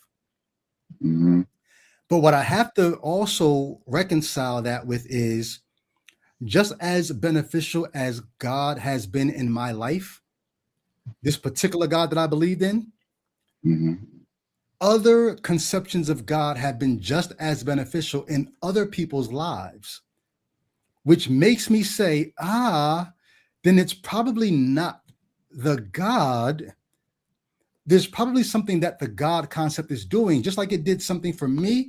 It's a different God concept is doing the same thing for that person. And we're getting very similar results from different gods, which makes me say, I don't know if it's the God, it's the job that we've assigned to that God to do. So could you help me understand? Well, let me ask you, do you think we need God? The answer is absolutely. Okay. And because why? The thing that leaps immediately to my spirit is something that I have been struggling with, I guess ever since I read it, when Jesus said, only God is good, right? I guess since I was a kid, I always would struggle with that concept. And then I don't know how long it's been, but it's been, I would have to say, kind of recent. Since I became an elder person, I guess I would have to say, is that I realized that in him saying that, he unlocked for me the key to true humility. Because when I realized now, the reason I'm going here is because you said the good that you have received through God, I think is how you put it. You've seen that other people also have received that same good in another construct. And just to be clear, just because I think the language is going to matter in a second, what I said was the benefits that I received from believing in God. I've seen other people receive the same benefits from a different God. Right. And that's the part when you say a different God, now that would be in conflict with, because what I come to realize is I think it took me this long to actually believe what Jesus said, because I think I was struggling against it. Like, what you mean only God is good? You know, I'm good. Other people are good. You know, I see good everywhere. But what I realize is all we can really be is conduits of the good, but the origin of all good is God. That's what the truth of the matter, which means, which really is the reason for worship and why he is worthy of worship, because what we take credit for, we really cannot take credit for. That's what I'm coming to realize. This is recent, Brady. Like I said, I've been struggling with this. I hear you. So this has really been a freeing revelation for me, because it really opened up a lot of, I guess, a different perspective. You know, just like, you know, whenever we discover something new, it kind of opens up our perspective. Yeah. And are for you me, open to having your perspective opened or challenged even a little bit more? Not that you have to accept what I'm saying, but are you open to having that challenge or opened a little bit more? Yeah, I'm willing to listen, of course. Well, and we'll get to the listening part. I more want to hear from you and just kind of challenge you to think about the things that you've said already, because maybe you don't need to hear from me. Maybe you just need to hear yourself talk this out a little bit. But when you say we're just conduits of the good that is God, how do you know that? I just feel like I know that from experience. I come into an agreement with God's teaching. In other words, my relationship with God at this point is an agreement. Like when he says something as radical as even have love for your enemies, right? Something that naturalistically I would never, that would not be my first inclination to do. I'm going to have a bunch of how do you know questions. So, and I'm not trying to be rude and cutting you off, but the things that you're saying are just getting me deeper into the how do you knows. I hear Matt saying that. I hear Matt saying, because I listen to Matt quite a bit. Okay. I hear him say that over and over again. And my first response is, how do you not know? Because, and my answer to the how do I know question is the word that was spoken, that is on record. I am receiving that and I'm coming into agreement with that. That's how I know. The how do you know is, let me finish the question then, because the how do you know is this. How do you know that you're agreeing? I get that you're coming into agreement with it. How do you know that what you're coming into agreement with is God and not just some ancient writer putting words in Jesus's mouth?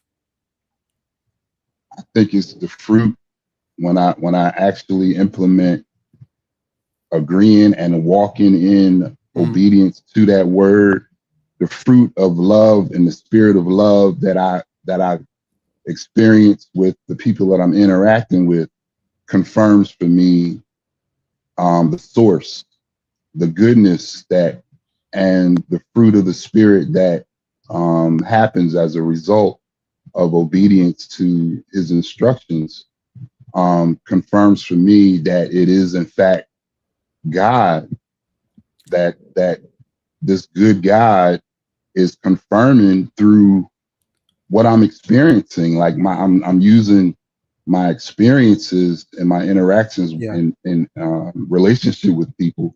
So let's think about it though. If a Buddhist does something that is kind, loving, gentle, and exercise self-control, is the Buddhist operating in the fruit of the spirit? I believe he is, yeah. So the Holy Spirit is operating or exercising itself through the Buddhist who does not even believe in the Holy Spirit. I believe that, yes, I actually do. And I know that that's radical. I know that puts a lot of red flags up for a lot of Christians, but I believe a genuine kindness is, like I said, the spirit of the thing is the truth of the thing. If it's a genuine, true kindness, but my revelation recently, like I said, is I realized that the fountain spring of that good, that kindness that Buddhist is expressing, he's coming into agreement with God, who is the only one that he's the again the origin and fountain spring of the kindness, and we come into agreement and we share in the life of God. And I know, there's many scriptures that even support us sharing in his life. Okay. That I could reference, but I won't go into that. So the two questions I think I have for you then, would you say, so that if the Buddhist is operating in the fruit of the Holy Spirit when they're kind, loving, gentle, self-control, all that, would you say then it's not that we necessarily don't need God? We do need God. We just don't need a specific God, because you cannot have Jesus and still have the fruit of the Spirit. So maybe we need God. We just don't need a specific God, because your God, the spirit of your God is going to be operating through all these different people in different religions. The person who's Hindu, the person who's whatever they are, they can still operate in the fruit of the Spirit. They don't need your specific God, but they still do need God. Would you be willing to say that?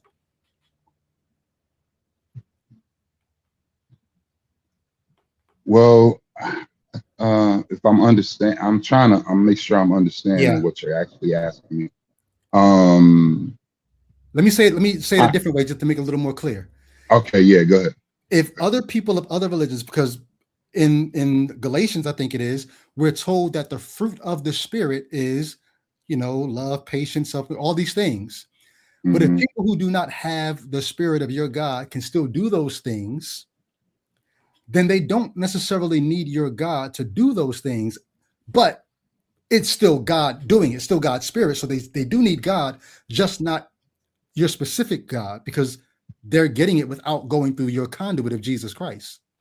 Well, yeah, that's the thing that I'm pushing back on. Okay. I think they're doing it and I'm going to use some more Christianese here, by the grace of God, they're able to express kindness in their Buddhist religion, right? Mm-hmm. In other words, God is by his grace and mercy through the teachings of Buddhism, and there's other teachings that also express similar things. Mm-hmm. They've been able to come into agreement with the true God, right? The true God. I'm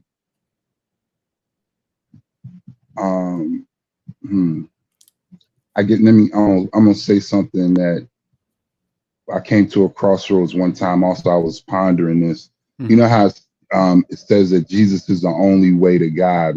That's like a Christian. He's the way, the truth, and the life. No one comes to the Father but by him. Mm-hmm. Right. Not my question, but as I was praying about it and asking God about it, I felt like he was telling me, but there are many, there's only one way to the Father, which is through Christ. But how many roads lead to Christ? If that makes any sense. As well. Yeah, I figured you might have. Christ is the only way to God, the Father, but there's many ways to Christ. So are you saying even the Buddhists, the Muslim, all them, they're just taking the long road to Christ?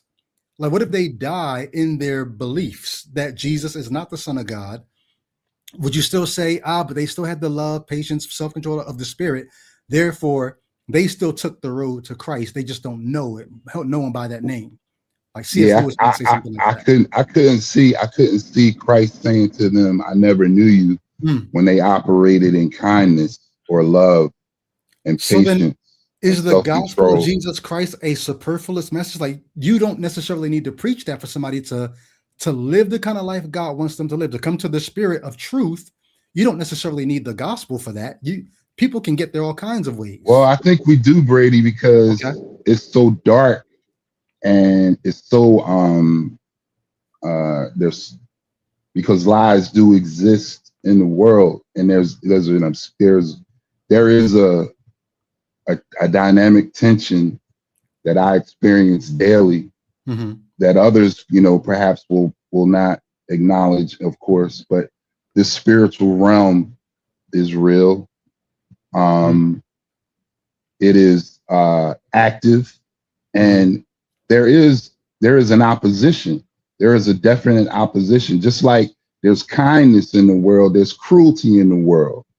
I was just about to get to that. To that. So before we get to the spiritual realm and all that, how do you know? Because you say that we all exhibit this goodness, right? Humans can exhibit goodness, and we're conduits of the goodness of God. How do you know that we're conduits of the goodness of God, and that we're not conduits of the evilness? Or would you be willing to say, no, we're also conduits of the evilness of God? If you go back to Isaiah, he says, "I, the Lord, I make good and evil." And we can talk about how we should translate that. But would you be willing to say that? And if not, why not? Why wouldn't you say that we're conduits of the evilness of God instead of the goodness of God? I don't believe love is evil. No. And I believe, you said the conduit of the evilness of God. Well, no, but here's why I'm saying that. Because you're right. We all do have this potential to do good and to be loving, but we also have the potential to do things that we would say that's evil. What I'm asking is, how do you know that when we do things that are evil in this world, that we're not being conduits of God's evilness? Well, we are being conduits of the God of this world's evil. No. I mean, the God that you think is the God who created this all, how do you know that It's that God is good. not evil and that we're not being conduits of his evilness? I know that he's good How do you know? just from experience, But you experience evil in this world too, right? My last caller said I don't attribute evilness to God. That's what you're doing. My last caller said God allowed or had his older brother to be murdered when he was 9 years old. And God's got a reason for that. And like I said, in Isaiah, I think it's 45, God says, I, the Lord, create good and evil, or peace and destruction. So when you say God's not evil, God takes credit for evil in the world. So are we conduits of his evil as well? That's my brother's, one of my brother's favorite verses that he quotes. And for me, and I think I had, this might have been my communication with you concerning this as well. I don't think you quite caught what I was saying, but basically, whenever God said, "Thou shalt not do something," in that moment, he created evil, because he's saying this action is evil. So in that sense alone, that verse is understood, like how God creates evil. When he said, "Do not do this," he just create whatever he said, "Do not do." That's evil. He's just exactly. So hold on, because you got to think about what you're saying here. Does that also mean whatever God says do, then that is good? Yes.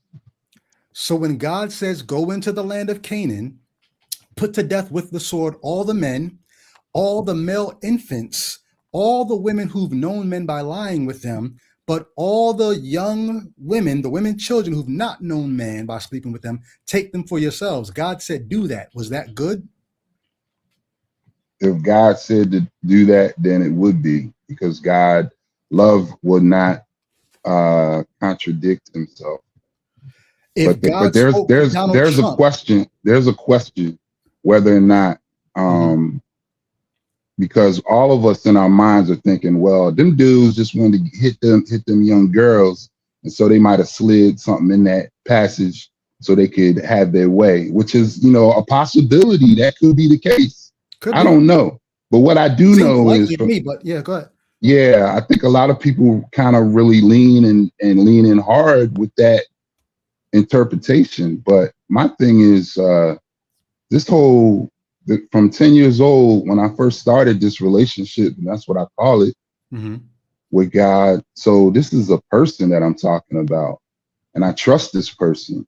And although he's been slandered on many lips on many occasions, I just don't take the slander of, just like people that might talk about you, Brady, and they might say certain things about you. Like, I have a certain understanding of who you are with just my interaction with your art and just hearing your testimony and that things of that nature. So I have a certain understanding of you. Certain things could be said about you that I'm either going to believe or not believe. When people read them passages in the Old Testament, and they feel like, well, that makes God a monster, this, that, and the other. I haven't come to know Christ to be the monster that they're describing. That's just my experience. That's all I can really. I understand you haven't had that experience. God never told you to go kill somebody, take their land, and rape their women. But the fact that God did say that at some point, you wouldn't go as far as to say that's monstrous. Yeah, I call that into question. It's just like when Matt points to Exodus 21, and he said, and what he reads, for me, I feel like he projects his own wicked heart onto the law of God. He can't see the higher, the law is the spirit of the law is good, and it is what is it? So you're back to the spirit of the thing, right? The spirit of the thing is the reality of it. Exactly. What's the good reality of go in, kill all the male infants, keep all the girl infants for yourselves? What's the good spirit of that? All right. Well, now we're going to wade into the water of the apologetic, and I think you have already expressed you hating having to do this, the apologetic quagmire for the sake of the call, I welcome it. Yeah. So there oftentimes there's much that we don't there's a lot of stuff we don't know. Mm-hmm. I think the spirit of every commandment is love. Now, how could you find love in a commandment to put people to death? Not just put people to death. Not just put people to death. Take the infant children sexually for yourselves. So go ahead. Take the infant children. Take the infant girls sexually for yourselves.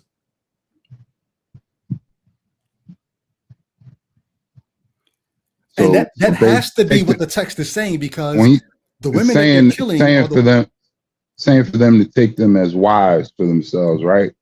Whether it be wives, concubines, which is a sex slave, whatever it is, there's a sexual, and you know it's a sexual import because all the women who've known men by sleeping with them, kill them.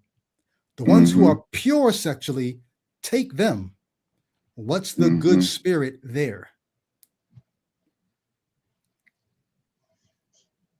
I'm not sure I can answer that, Brady. All I can say is that but it does sound like men would say that are not a good God, right? Yeah, kind of like an inclination of a carnal desire, and it could, and that could be, maybe that's the sum total of why that's there. I really can't speak to it.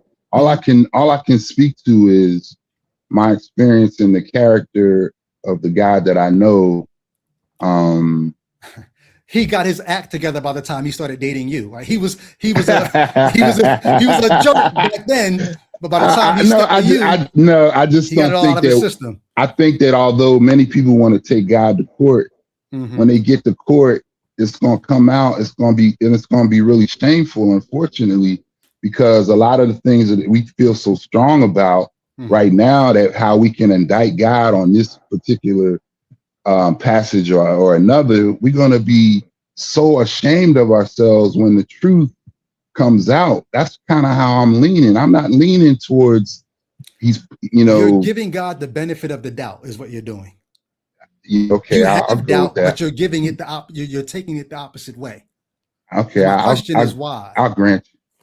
Well, I think it's just my overall experience, and in daily meditation, prayer, on the words of Christ and the teachings of Christ. But here's and again, go ahead, bro. Go ahead.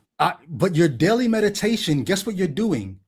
You're sculpting God in such a way that you don't mind meditating on him. If you had to meditate on all of what you know about Bible God, I don't think you would want to meditate on that kind of God. So you kind of are making the kind of God that you don't mind meditating on. Well, I don't know. I can't apologize for the fruit that it's like I'm tasting fruit from it also. That's the, and people, I always wanted to ask this on with Matt and everything, or all the atheists, because I have a lot of interaction with atheists. I try to call in and whatnot, so some of them might recognize me. But I always wanted to ask them, they always talk about this confirmation bias. I'm gonna ask you, Brady, what's the difference between confirmation bias and confirmation? What's the difference? Typically, confirmation bias is you're using motivated reasoning to get where you're trying to get to. And if you had different motivations, you would allow yourself to go somewhere else, as opposed to the evidence doesn't even lead me where I want to go, but I still have to go there because that's what the evidence says. The evidence confirms that. See, it's one thing when the evidence confirms you, that's confirmation bias. It's another thing when the evidence confirms reality, whether you like it or not, and you live with that. And that's how you can tell whether it's confirmation bias. I don't know. It's a real fine line that I find it hard to discern, because I feel like basically people are saying there's no such thing as confirmation, because everything would be is pretty much confirmation bias. When you kind of look at it. I don't know that. I've read several people when I was going through I talked about this before I got on the call with you, for about 5.5 years after I came out of seminary. I didn't know why I should disbelieve the Bible. I just know I was running out of reasons to believe it. But when I started getting reasons to disbelieve the Bible, and one of my main issues was evolution from common descent, humans and the other great apes have a common ancestor. That blows Genesis 1 through 3 apart. It blows the fall, Genesis 3 apart. What helped me was when I began to read, where is it at? Oh, it's on my Kindle. There's a book by a Christian who is in the sciences. He actually went to school to learn to be I think it was either a geneticist or a biologist. He went to school so that he could refute evolution. And his plans was to join Answers in Genesis. I think that's Ken Ham's organization, right? Yeah. While in his first semester in school, he ends up seeing evidence that he could not look away from. If he going with confirmation bias, he would have found a way to explain that away. You know it's not confirmation bias when it's confronting the thing that you want it to be true. And you still, you look at it in the face, you say, I don't even want this to be true, but I can't deny that it is. You know, the interesting thing to me about that is that I've heard that, I feel like I've heard that story on both sides of the coin. In other words, there have been atheists that have gone to prove that Christianity was false and flipped. And the opposite is happening. I'm almost willing to bet you that the people who told you they were atheists before they did that are running a scam, particularly if you're talking about people like Lee Strobel in The Case for Christ. Most of the people that tell those kinds of stories are capping 100%. Well, okay. Well, there's another recent revelation I had, Brady, in my walk with the Lord, is how the motives of men. Oftentimes we think we know the motives of men's hearts, and the Lord had to rebuke me. He was like, "That's that's something that only I can do. That I'm the only one that can actually pierce that veil and know the motive of a man's heart. And we should never presume to think that we know the other people's motives. We can only have a I'm not talking about Lee Strobel. I'm not talking about motives. I'm talking about this just, well, you said he was capping. You said he's probably capping, or not probably capping. There is evidence that he was not an atheist. He was sort of like a lukewarm believer, like raised in some denomination of Christianity and not doubting it, just not 100% in. So he was not an atheist. Okay, gotcha. So his conversion was not from staunch atheism to now I believe. Right. But there are stories like that though. That's all. Well, there are people like Anthony Flew who wrote who talked a lot about being an atheist, and then finally before the end of his life said, there is a God. He crossed out no and wrote in there is a God. So you do have those kind of stories, but it doesn't necessarily get you to the God of the Bible. It just gets you to this is where people I think are not being skeptical and thinking critically enough. Because what you end up doing, like people like Anthony Flew, you end up saying, man, this universe begs an explanation. And because I cannot think this all happened by chance, I have to say that there was some kind of intelligence early on in the process to produce these results. And then the best thing they can do is call that God. But that still is not the same thing as saying, I'm a theist in an organized religion. I don't think Anthony Flew got there. He just got to, this begs an explanation, and I don't know what else to call it, but God. And or I'm not mad at that. At least a mind.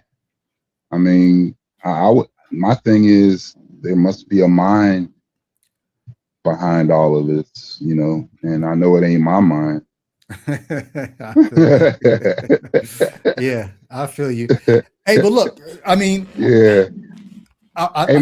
Hey, Brady. It sounds like I don't know if you're wrapping it up, but I just wanted to say, man, I got chills, man, because that love is remaining that I have for you, man. Not to love bomb you, but I can't help it, man. I feel it. I really do. Like, I'm just to talk to you, bro. Just like the other brother was saying, it just feels good, man. even though we, any disagreements we have, but I was tired because I was like fighting. Was I gonna call him? Because I'm sitting here. I ain't really. The reason I got my camera on because I ain't got no clothes on. I wasn't trying to do that. we appreciate the no look pass.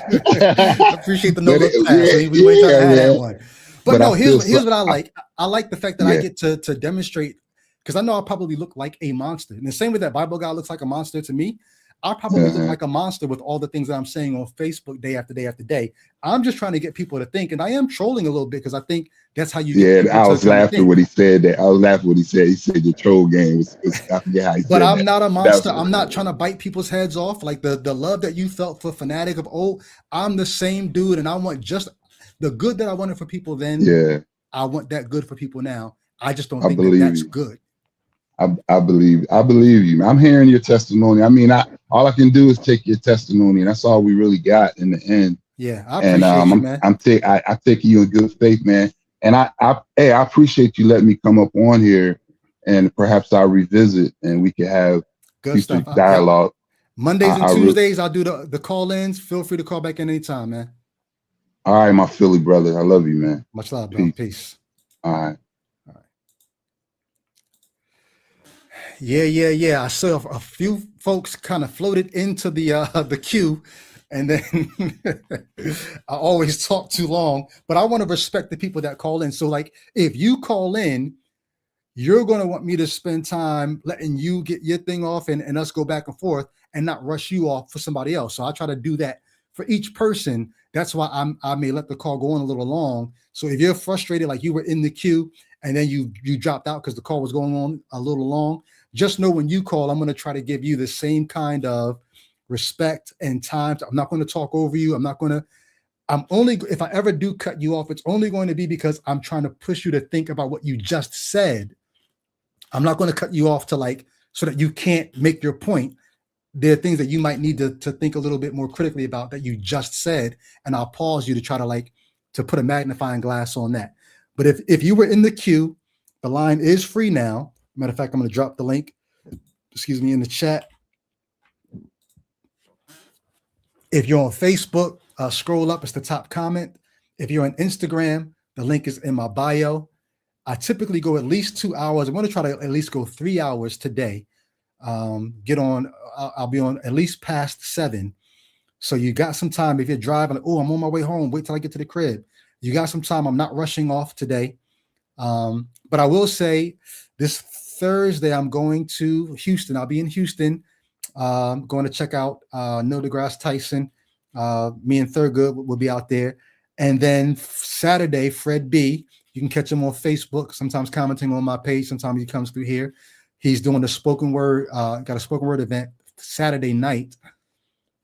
But Saturday morning in Houston, I'm going to get together with some folks who are some Ichabodians. If you watch the podcast and you're in Houston or you're anywhere out there, you want to come through, DM me on Facebook Messenger, and I'll give you the details so you can come to the little brunch that we're going to have in Houston. That'll be Saturday morning at 11. What else do I need to say? I don't know if there's anything else that I need to say. I'm trying to decide if I'm going to put up an episode this Thursday since I'm going to be in Houston. I may put up a Life After Faith that I've pre-recorded, but I typically don't like doing that because I like to be there. Like, even if it's not live, I like to be there for the premiere so that we can all watch it together and just be in the chat together. So even when I do the pre-recorded ones, I may not throw one up this Thursday. Also because I'd have to edit one, and I don't like editing. So I'm probably not going to put one up this Thursday now that I think about it. So I did see a super chat though. Let me see. Oh, Mythos Boy, what's up? Thank you for the $6.16 super chat. Says, I don't know, maybe Bigfoot tracks are God. Helpful. Talking about the footprints in the sand. Nice. Did I put it on the screen? Oh, there it is. If you have a question or comment that you want read and responded to, super chat it so it definitely catches my eye. Otherwise, I'm probably going to miss it. But I do occasionally scroll up and look for familiar names, people who are Patreon supporters or frequent commenters, just to spread the love around. If you're out there, though, this is your chance to call in. I think the gods need us. We don't need God. You probably feel like, I know I need God, because where would I be? Guess where you'd be? You'd be here. I'm here. That's why I'm saying. The same way that Christians say, hey, my experience teaches me that I need God. My experience teaches me that da da da da da da. Well, guess what? If your experience is valid, then you have to consider mine, because my experience is I left all the God stuff alone, and it's been years. And I've had things happen in my life that when I was a Christian, I definitely would have prayed about it. No prayer, no Bible, no pastor, nope, just me standing on my own too. I don't need God. And I've got people in my life right now. There are people who, my brother Al was in the chat, right? We talked about this on the podcast, 2 years ago now? Hope you don't mind me saying, but we did talk about it on the podcast. Al had a cancer diagnosis and had to deal with that. Sans deity. I'm gonna shout out to Matt again. Sans deity. Al had to deal with a cancer diagnosis, and we talked about it here on the pod. He had to get through that with no God. Why do we need God? I can tell you why the gods need us. Like Beetlejuice, we stop believing, we stop talking about the gods. Guess what happens? They go away. You might say, but they're still there. We're just not talking about. How do you know that they're still there? We shut up. How do you know the God's still there?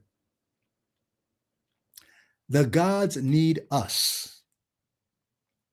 We, on the other hand, we don't need the gods. This is the point that I was making before the last caller called. I think what we need is the job we've assigned the gods to do. Because what did we assign the gods to do? We assigned the gods to take over the role of mommy and daddy when we're outside of mommy and daddy's purview. We've assigned God to take over the role of the law and the police when we're outside of their purview. It's so funny, in my city right now, they're putting cameras everywhere. And now people are starting to get traffic tickets for, oh, the light turned yellow, I think I can make it. And now you speed up and the camera catches you in the intersection, red light. Now you've looked around, thought no cops, I'm cool. No, now we got cameras. And it's going to be interesting. The further we get into having these all-seeing eyes around the city, what happens to crime when now, okay, you thought you were safe before because mommy and daddy weren't watching, the cops weren't around. Now we've got cameras everywhere. What do you do then? Well, guess what? The cameras are in a lot of ways, the cameras are going to make God unnecessary. They're going to make God superfluous, because now we use God to, somebody's still watching you when I'm not around, right? There are very many spouses, and y'all clock me on this. Many people want to marry a religious person. Why? Because you want to marry somebody who thinks, even when my spouse is not around, God's watching me. And you're going to preach God to your kids. Why? Because you want your kids to think, even when mommy and daddy are not around, God's watching me. I'll talk about this in the first in the foreword of the book. Like, oh no, not the foreword. One of the last two chapters of the book. I think chapter 14.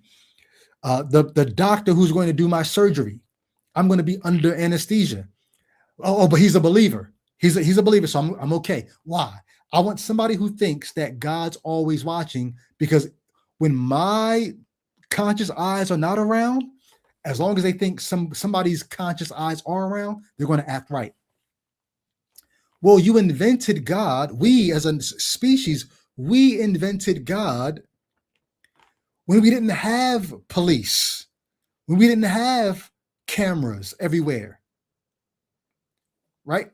We felt a need for God, but it wasn't God that we needed. We just needed a way to keep track on things that we wanted to keep track on when we weren't around. That's what we needed.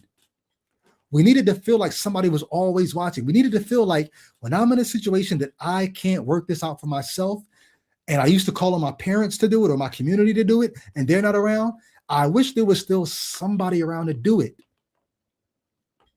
Well, that's what God is. God is the thing that I'm going to say is he's going to help me out. So I don't have to be hopeless. I can have hope because God's around.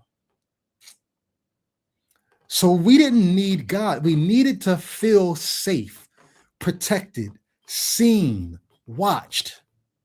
That's what we needed. That's what we wanted. It was a felt need. We wanted it. And we created God to give us that sense. That's what God is. That's what our need for God is. All right. So I do have a caller. Before I bring the caller in, I'm going to do the thing with my mic again because we're coming up on over 2 hours, and I don't want my mic to bug out. So give me a second.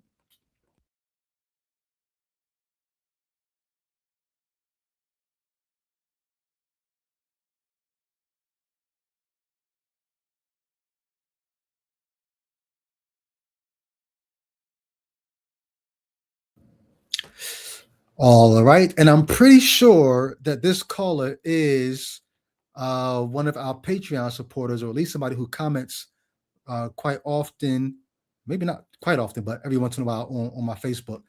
But maybe I'll find out I'm wrong. Let's bring in. So caller, just so you know, your name is on the screen and your camera is off. If you want to change that, I'll give you a second to do that. If not, in the meantime, all hell Norway, the talking cloud up above my head. And since I mentioned the Patreon supporters, I will give a shout out to those supporters. If your name is on the screen, your name is in my heart. Thank you all for rocking with the channel. And that being said, I'm going to call in. We're not calling. I'm going to bring in Marissa to the studio. Marissa, hey. Hello, Brady. Can you hear me? I can. Is this who I think it is? It is. How are you? Chilling. How you been? Not bad. So I'm calling in not because I disagree with you, Okay. obviously, because I'm a Patreon supporter, but I do have like a lot of thoughts that, like, as somebody who used to be Christian and now obviously is not, like, I still have many thoughts when it comes to like this part. Talk to us. You know, because okay, people like we do not need God. Obviously, we have already shown that we don't need God. I live that every single day of my life. I do not need God, and I found out, just like you said, with the footprints in the sand, he was never there to begin with. It was all just me making up stories, trying to, like, you know, use, like you said, the language that I had in my culture to help me form my experience as I was, you know, growing into an adult. So it's hard for me to say, though, necessarily that people don't need God, but only because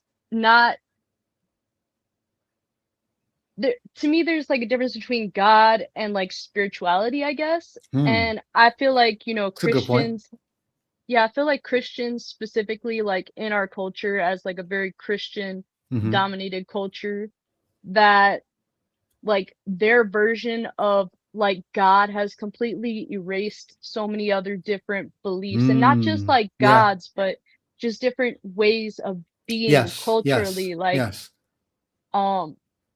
I was even just in Egypt recently, and it was amazing, you know, looking around, seeing all these different images of God, all these things that these people created and found so much like meaning, and how creative we are as human beings. Like it's very impressive.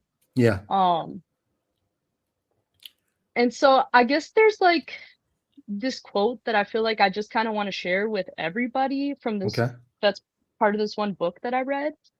I hope nobody's offended is it okay if I read something to you guys? Sure, let's go. Okay. So the quote is, "There was a third white destroyer, a missionary who wanted to replace all knowledge of our way with fables. Even our children laughed at them. We told the white missionary we had such fables too, but kept them for entertainment of those yet growing up. Fables of gods and devils and a supreme being above everything.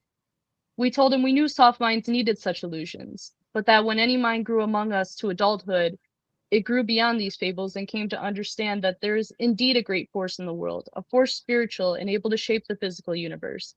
But that force is not something cut off, not something separate from ourselves. It is an energy in us, strongest in our working, breathing, thinking together as one people, weakest when we are scattered, confused, broken into individual unconnected fragments. Yes. So what that sounds like to me is it's not God necessarily that we need, it's meta-narrative. And the reason why meta-narrative is important is because our brains develop in such a way as all they're trying to do is make sense of what the sensory perceptions that we have, all the sensory inputs coming in. It's the brain's job to take it and tell ourselves a story of, okay, so in light of all this sensory data, how do you navigate this? If you extrapolate that, you just get bigger and bigger stories to help explain what your sensory perception is showing you. So it's not God that we need, it's meta-narrative that we need. Exactly. That's kind of exactly what I'm probably thinking. But better put than I probably could have summed up. But you said something when you first came on. I want to ask what you think about it, and maybe in the chat you guys can answer too. So even if we were to say, okay, we don't need God, how would you deal with that? What you said, maybe what we do need is spirituality. Or would you say, oh, no, we kind of don't even need that unless we mean the thing that I just said, meta-narrative. Would you say, no, we don't need God, but we need spirituality? And in the chat, you guys can answer that as well.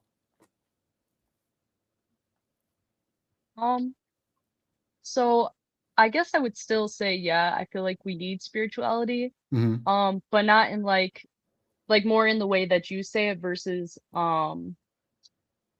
the way people might think when they hear the term spirituality. And I just have a hard time finding another word that maybe sums it up better. Yeah. Because I feel like it'd be kind of weird to walk around and say, yeah, we all need a metaphysical narrative, you know, like. Well, hold on, because what you just said was different. So you got meta narrative, and then you've got metaphysical narrative, which is a little different. Metaphysical, and David Devine is probably going to kill me for saying this.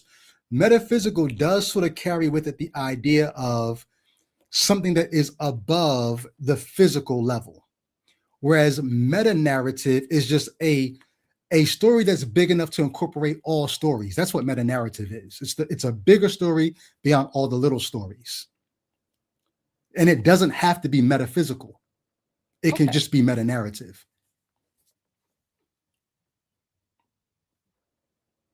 I don't know. I'll just have to think about that, I guess. But sorry, I'm a little nervous, so it's kind of hard. No, it's all good. I'll make a confession that may help you think about what you want to say.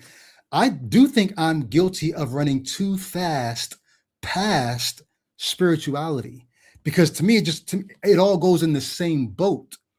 But in the last call, Watcher 215, the way he explained spirituality at first, before he got to the biblical stuff, I'm okay with, if all you mean when you say spirit is the actual reality of the thing. If that's what you mean when you say spirit, like when you talk about the spirit of wisdom or the spirit of truth, and all you're really trying to say is the essence of wisdom, whatever it is, or the essence of truth, whatever it is, I don't mind that kind of spirituality. Right, same. So yeah, go ahead. And I run across this, like, because I don't debate very much at all anymore. Like I used, when I was still a Christian, I was like debating with like conservative Christians at a certain point, or I was, you know, like there was a bunch of different phases of like debating and stuff. So now it happens to me much less often. But when it does, it's always interesting because I'm around more people now that aren't just like Christians, and they may just be, you know, quote unquote spiritual or something, or Muslim. You know, I do come across a lot of like Muslims recently in my life. And it's very interesting because kind of almost like, maybe not the other caller, but in a way, like all the arguments will kind of be the same. Same arguments for different realities. Yeah, and it always becomes super frustrating at a point because, you know, you're constantly hearing the same thing just regurgitated in a different way for another being, you know. Oh, sorry. Let me still rephrase can't that. prove. Not same arguments for different realities. Same arguments for different supposed realities, because they can't demonstrate the reality of the whatever they name their different gods, but they've got the Right. same arguments as this person has for their god, and that, you know what I mean? Exactly. Hmm. So I don't know, and I feel like because I guess part of what I was trying to say with like our version of God and like our lack, I feel like we kind of have a lack of spirituality due to Christianity because of how, because Christianity has very like specific objectified like ways of viewing things, like this is sin, this is not sin, or this is God, this is not God. Like there's always separating in like a very made up way. Yeah. Well, and that's the thing I was thinking when you said that about the different people who got these different explanations. Whenever I get around people that talk about being spiritual, whether it be you know, they want elements from the earth and crystals and these kind of whatever it is. I ask the same question. Like, I don't ask these hard questions just of Christianity. I ask the same hard questions of them. How can you demonstrate the reality of what you're saying about these crystals? Like, right. There are elements, like even right now, what's happening with the United States and Greenland, right? We want their rare earth elements. We want their this, that, and the third, because there are things you can do with these, but you've got to do something with them. They don't get these rare earth elements and put them on a chain around their neck, like, oh, it's helping me. No, they manipulate them and they make cell phones and computer chips, and like you got to do something with it. You can't just put it on your dresser like, oh, I get energy from this rock, and like that's not how it works. So when I hear this, at the same time, though, that is so very human. Like that is one of the most human things that we do. We will shove rocks in our bras, put up like, charge them in the light. We're superstitious. Like the evil eye, exactly. It's like that. The need is like definitely like a mental thing for our, we're trying to avoid. Maybe like a physical or mental suffering. We have evil eye to push away any type of evil, or we're charging, cheap crystals and throwing them in our bra because, life sucks. And, we're hoping that this manifests something better for us. It gives us something to hold and like feel. Yeah. And that seems to be where it's like, it is something like not God, because there's no way. But it's doing the same job that you went to God to do. Exactly. So there's something inherently human about that that I can't not. No, that's why it's the felt need. Like, yeah. You cannot deny the felt need, but you can question how people are answering that felt need. Right. And that's exactly, what we do, and like why I support you and everything, because I feel like it's very important to push back, especially right now. Yeah. For sure. More than ever. More than ever. Hey, but thanks for checking. I got a couple more calls. I think at least one of them might be a theist. I'm going to try to get to these callers. Anything else you want to make sure you say? Nah, keep it going. I just wanted to talk about that because it's something that I kind of think about as like an atheist. I struggle with the idea of like, no, I don't struggle with the idea of needing God. Fuck that guy. That dude is an asshole. Sorry. No, it's all good. It's all good. But there's that, dealing with other people throughout life all the time, and even like my own self. I don't feel like a need to pray or have anything that I hold on to make me feel better. But I know that there is what seems to be almost this need for people who will still be like, oh, I'm praying for you, or like, oh, don't worry, your good works, it'll still like Allah will still count that for you, things like that still happen for me every day. And it's all like, why do you feel why do you still feel that need so strongly? And why was I able to get rid of it, but you're still there? I don't know. Yeah, I hear you. I hear you. Hey, but thanks for checking in, and hopefully we'll talk again soon. Sounds good. You have a wonderful evening, guys. Yeah, thank you so much. We'll talk with you. Bye-bye. Yeah, y'all. I mean, it's the felt needs that we have.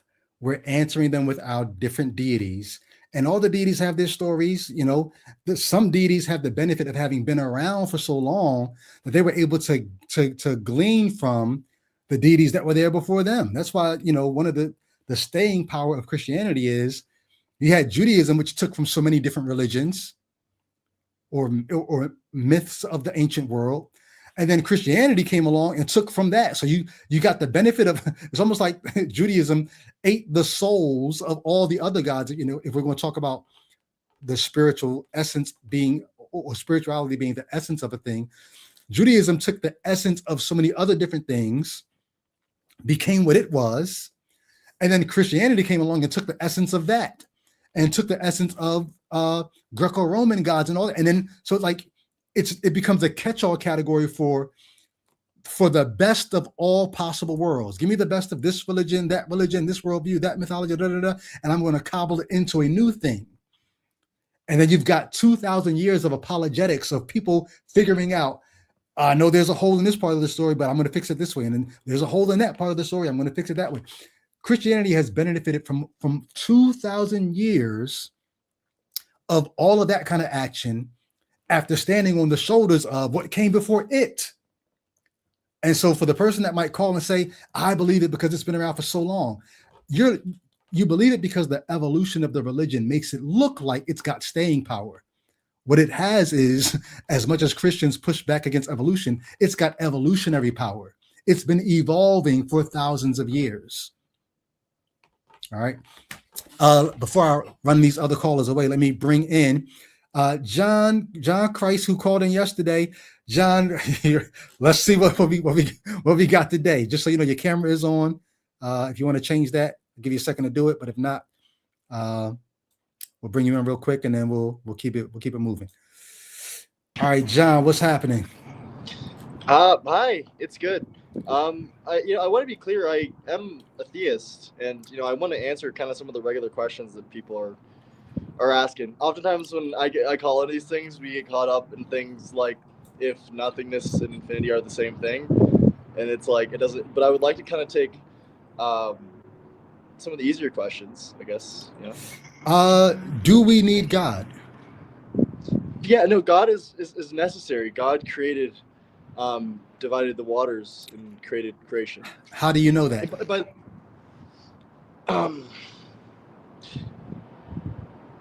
from experience, and also like I've experienced of how the way I exist in the world, and understanding that I'm consistent with the universe. Were you there when God created the waters, created the world, parted the waters? No, I wouldn't say that. So how do you know that God did those things? And it's okay if you don't know, if you just believe it. That's fine. No, it's a good question. Like the knowledge of God is deeply within. Like what I'm trying to talk about these days is the fact that information across boundaries is symmetric, and with that simple fact, you can actually derive even the fact of the strange way that our world works. Because things have orbits. When you put them in 3 dimensions, you get like branching trees, and you put them in time, you get lineages and things like that. And so one of the things I was actually talking about, trying to explain to you guys, because this is actually cool, is that you can trust your gut.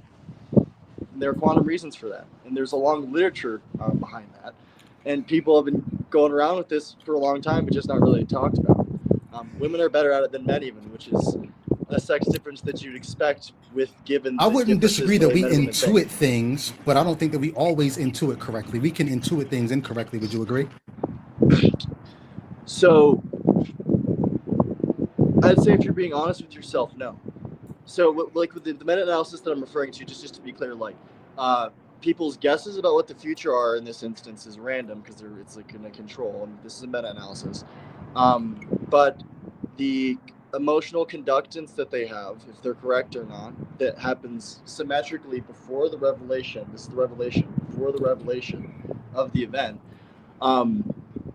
is not at their control. It's a bottom-up phenomenon. And it's I'm laying in bed at 2 o'clock in the morning. I hear a noise and I think somebody's in my house. And I intuit I'm in danger. Am I always going to be 100% correct? It's hard to say. What the emotional responses is basically saying I'm making a memory right now. Basically, it was what that happens. And so even though you just I'm making a memory of me being in danger. Noise 11 different, huh? I'm making a memory of me being in danger. Am I actually in danger? Am I right? Am I intuiting correctly in that moment? I mean, I don't know if you are. Maybe you might be using the word intuit differently. I'm talking about something that's completely unconscious. That's an electrical conductance. That it happens with memory formation, and weren't you called in talking about precognition? Was that you? Partly, yeah. And actually, I want to get to something because this actually has to do with what the arrival of the kingdom of heaven is, basically. And it has, and the algorithms are doing weird things with that. Well, but today I hear you. But today I'm talking about why do we need God? And you're so far what you told me was God created everything, and I'm asking you, how do you know that? And your response is we can intuit that. So I have a simple answer for it. So why do we need God? Here's a very practical answer to your question. You know how satellites, how they keep time here on Earth, but because of the gravitational difference and the drag that mass has on space, that they're at a different slightly different time. And you have to correct it a little bit. Yeah, compensate for that. You make an LLM that can predict everything. So basically what it's doing is it's tracking, across and averaging the uncertainty of particle actualization. And they can do that very well. But when you're looking far enough into the future, what you're looking at, and this even goes to the idea, I think someone brought this up recently on the Matt Dillahunty show, that when people take drugs that strip away their memory, they have this sensation that they're either all alone in the universe or that they're everything. What you're ultimately seeing in the external world is a reflection of the interior. That's how you can know things in the first place. And, I don't know how this gets me to I need God, and I can know that God is the one that created things. I don't know how this. So basically, there is an AI system that the CIA has, and it trains directly on me. I was made in a lab. I'm weird, and so that I don't go by Christ. John, I was hoping we wouldn't go into this area, because when you start saying things that I can't, I want to talk about things that we could all have some kind of. Yeah, that's part of our experience as human beings in this world. If you've got individual experiences, that we cannot validate, and that kind of leave me saying, I don't know what to do with that. I don't know, that's not part of this call. When you have something that we could all say, hey, that's part of our common experience, even if it's not part of our experience yet, we can experience it. Yeah. Give me that kind of stuff. So, I mean, consciousness is on a time gradient, and the kingdom of heaven enters me first, and so that's why you need to have that happen. Just like in the way that consciousness is in a human, and you're at the time of the revelation. That's who I am, and that's who you're talking to now. All right, I hear you, John. But next time you call in, I'm going to ask you to, in the private chat, give me something that lets me know that you're going to give me something concrete. I'll bring you back on. I'll tell you the meta-analysis. It's by Rosalind. You type in. Physiological anticipation of seemingly unanticipated stimuli. Meta-analysis. Type it in the chat, and then type it in the chat. I'll copy. I've given this to people so many times. I feel like everyone here. Not to me. And you look up Chris Fields non-causal information flow. Type it in the chat. I'll copy and paste it, and I'll look it up later. Okay. All right. So have a good one, man. I'll get with you.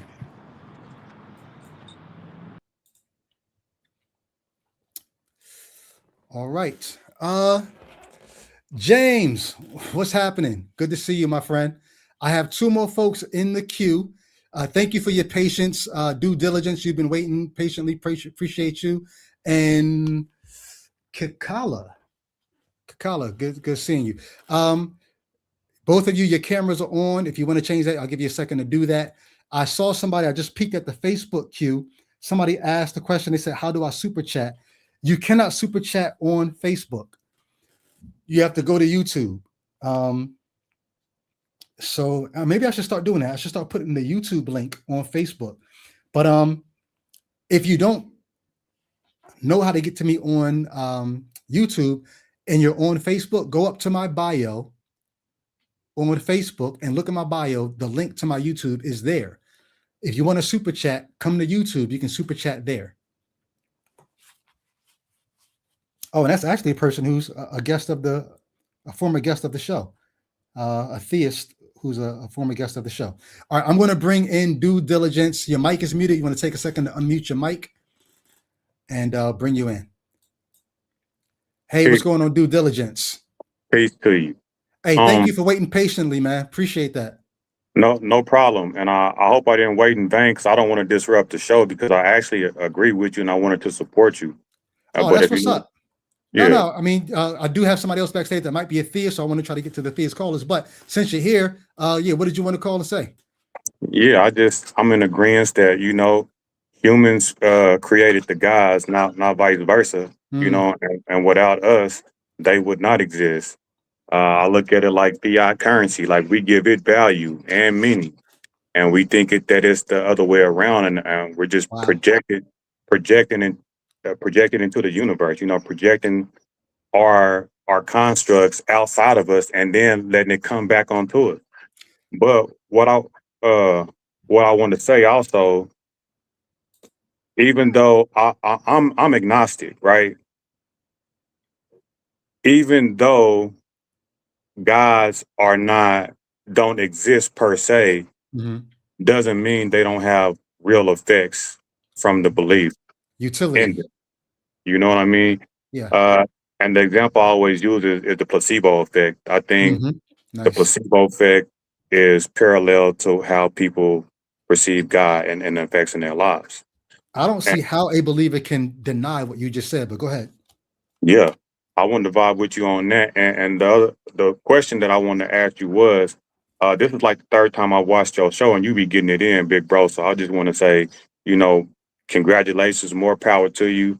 And I agree with 99% of the things that you say. Appreciate that.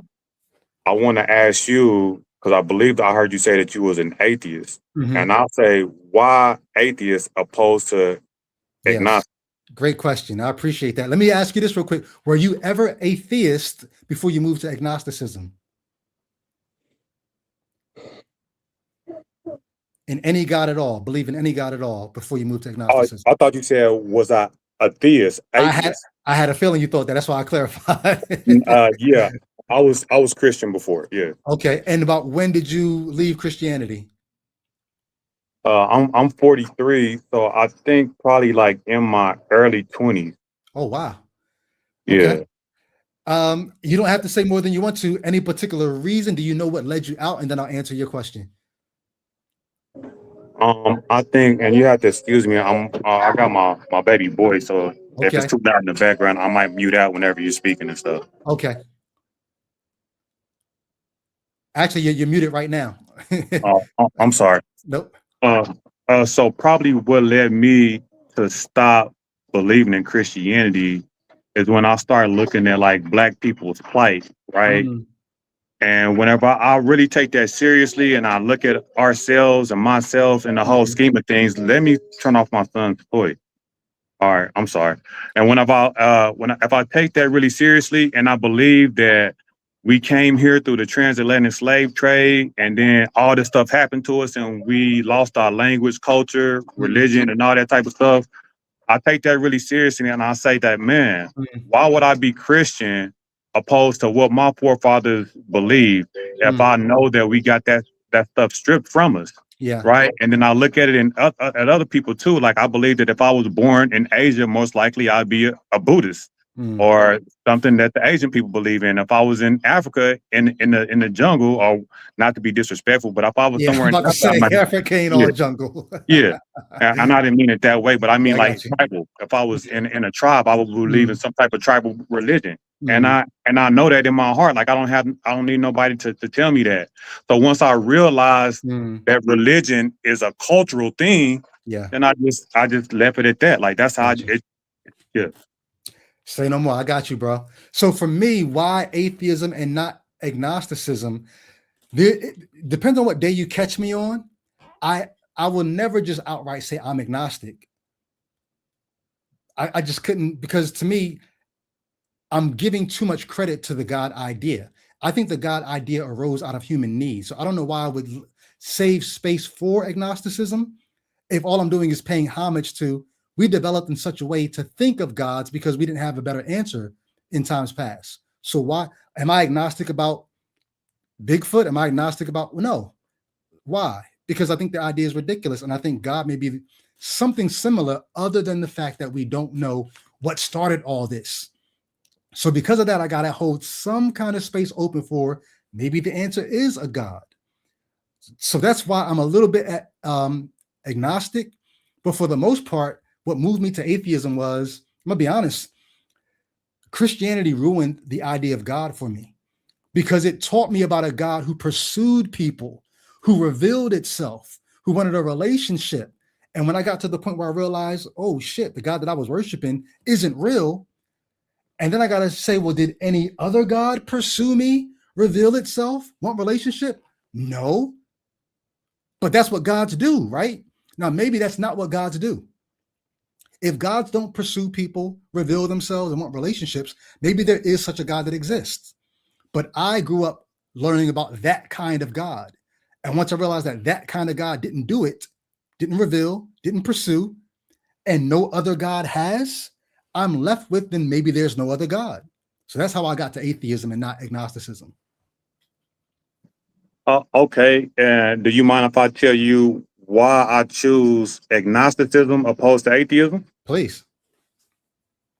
So, like you, I realize that God is a generic term and it's not just no one God. I think Christians are arrogant in the fact that they think that they hold the one true God and they believe that in their heart.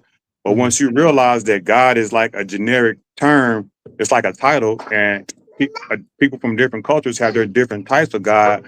That's why I leave room, because God may not be the God that we perceive in the Christian culture that we grew up in, right? But it could be a different type. So I'll just always say that, it may not be an omni everything God, but it could be something that created us and then bounced out. Could be, yeah. Deistic version, yeah. I Yeah, can't rule it out. I can't rule it out, but I just know I can't say I have no good reason to think it. I've got one good reason to think it. That one good reason is we don't know what started all this. But here's why that doesn't push me to God. Can I land right quick? Yeah, sure. One more thing. But agnosticism is I don't know. Right. It's I don't know, and I don't want to make it definitive, and I just leave room for it. Is that if there is a God, he hasn't showed himself to me, and I haven't seen enough evidence to say as such, but I won't ever just be like, it's not even a possibility. You know what I'm saying? But in terms of the strict Christian sense, I think an omni everything being, I think that's kind of like, far-fetched. Yeah, I got you. Hey, my other caller just got to his destination. I'm not sure if I'm about to lose him. Let me go ahead and take this call, and I'll kick it back with you next time you tap in. But I appreciate your due diligence. Thank you, man. All right. All right, let me scan the chat real quick, make sure, because somebody asked, how can they super chat? Let me see if they did. I don't see any supers. If you do want to want your comment, question read, address, super chat it. That way there's a better chance that I'll see it. And otherwise, I'm gonna go to the next caller. Kakala, you're up next. Your camera is on. If you want to turn it off, take a second to do it. Otherwise, I'm gonna bring you into the studio as is. All right. Am I saying your name right? It's Kikala. Kikala. Did you call him before? Did we talk before? No, we never talked. Man. Okay. I've been following you forever, though. I'm a Cross Movement fan from back in the day. So. Oh, wow. That's what's up, man. Hey, so tell me real quick. Are you atheist? Are you agnostic, or are you atheistic? Where you at with the God question? Yeah, I'm a Christian, man. Like I said, I'm a Cross Movement fan from back in the day. But it's more complicated than that, because I've been deconstructing since I was 12. I just reconstruct every couple of years. Dude, when you did that video, was that 2021? Man, bro, the courage it took for you to do that, bro. You can see the discomfort, but that took a lot of courage. I appreciate the appreciation. Yeah. So tell me, why do you deconstruct and reconstruct so often? Why take it apart? Why put it back together? Well, So I first deconstructed that. I'm 45 now. I first deconstructed at 12 years old when I realized that there was a lot of killing in the Old Testament. I'm like, yeah, Joe don't even be killing like that. Like, what's going on? And then at 22, hell, I was like, that don't sound congruent with the character of the guy we're taught. And big into UFOs now. Oh, evolution. When I researched evolution, I was like, yeah, I'm pretty sure that chromosome with the apes, that's a real thing. I mean, you can supposedly see the spot where the chromosome from the ancestor of the chimpanzee and us breaks. I'm like, but also you have very spiritual experiences through that time. Youth group, when you're 15, 16, you feel the presence of God. You see a lot of synchronicities. I studied a lot of kind of new age thought and Interesting. Get even deeper into that. So I guess you could say I'm very mystic coded. You heard the UFO thing. I'm big into that. I studied that for 20 years. That went against my idea of religion at the time, just like evolution did. But then you reincorporate it. I've also met people. I was in InterVarsity Christian Fellowship in college at the University of New Orleans. And there was this Pakistani woman. We used to have a Muslim Christian dialogue. And the woman said, she stood up, she said, when she was in Pakistan, she was dying from some disease. And Muslims also believe in Jesus as a healer, but not as God incarnate. So then she said Jesus appeared to her, like visually, and healed her. And she said, he didn't make her convert at that time because, that's kind of rough. It could have been part of her religion that Jesus could appear to her and heal her without having her to come out of Islam. Yeah, exactly. Gotcha. But she gradually started a relationship with him. It sounds crazy. And then I get it. I get it. She got baptized. So I'm sure you've heard tons of stories like that. Yep. And Jesus appears in multiple mystical traditions, religious traditions. I don't believe that people that aren't Christians just like go to hell necessarily. I don't even think that's really in the Bible.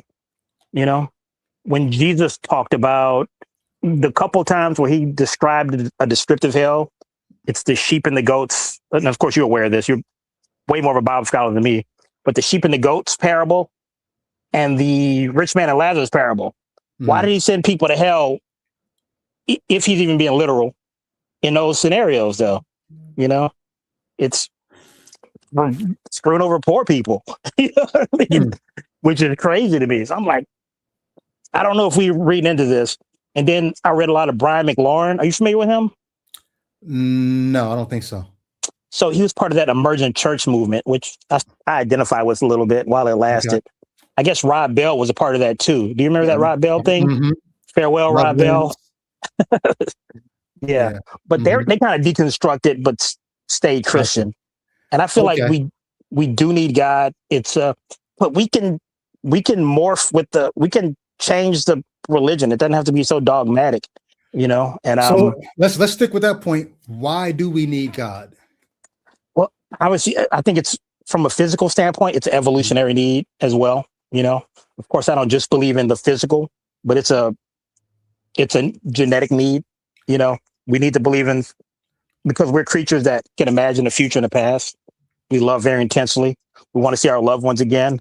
We don't really deal well with something ending forever, So it's basically cope. It's not necessarily a real thing. It's a thing that we've concocted to fill a certain felt need that we have as a species.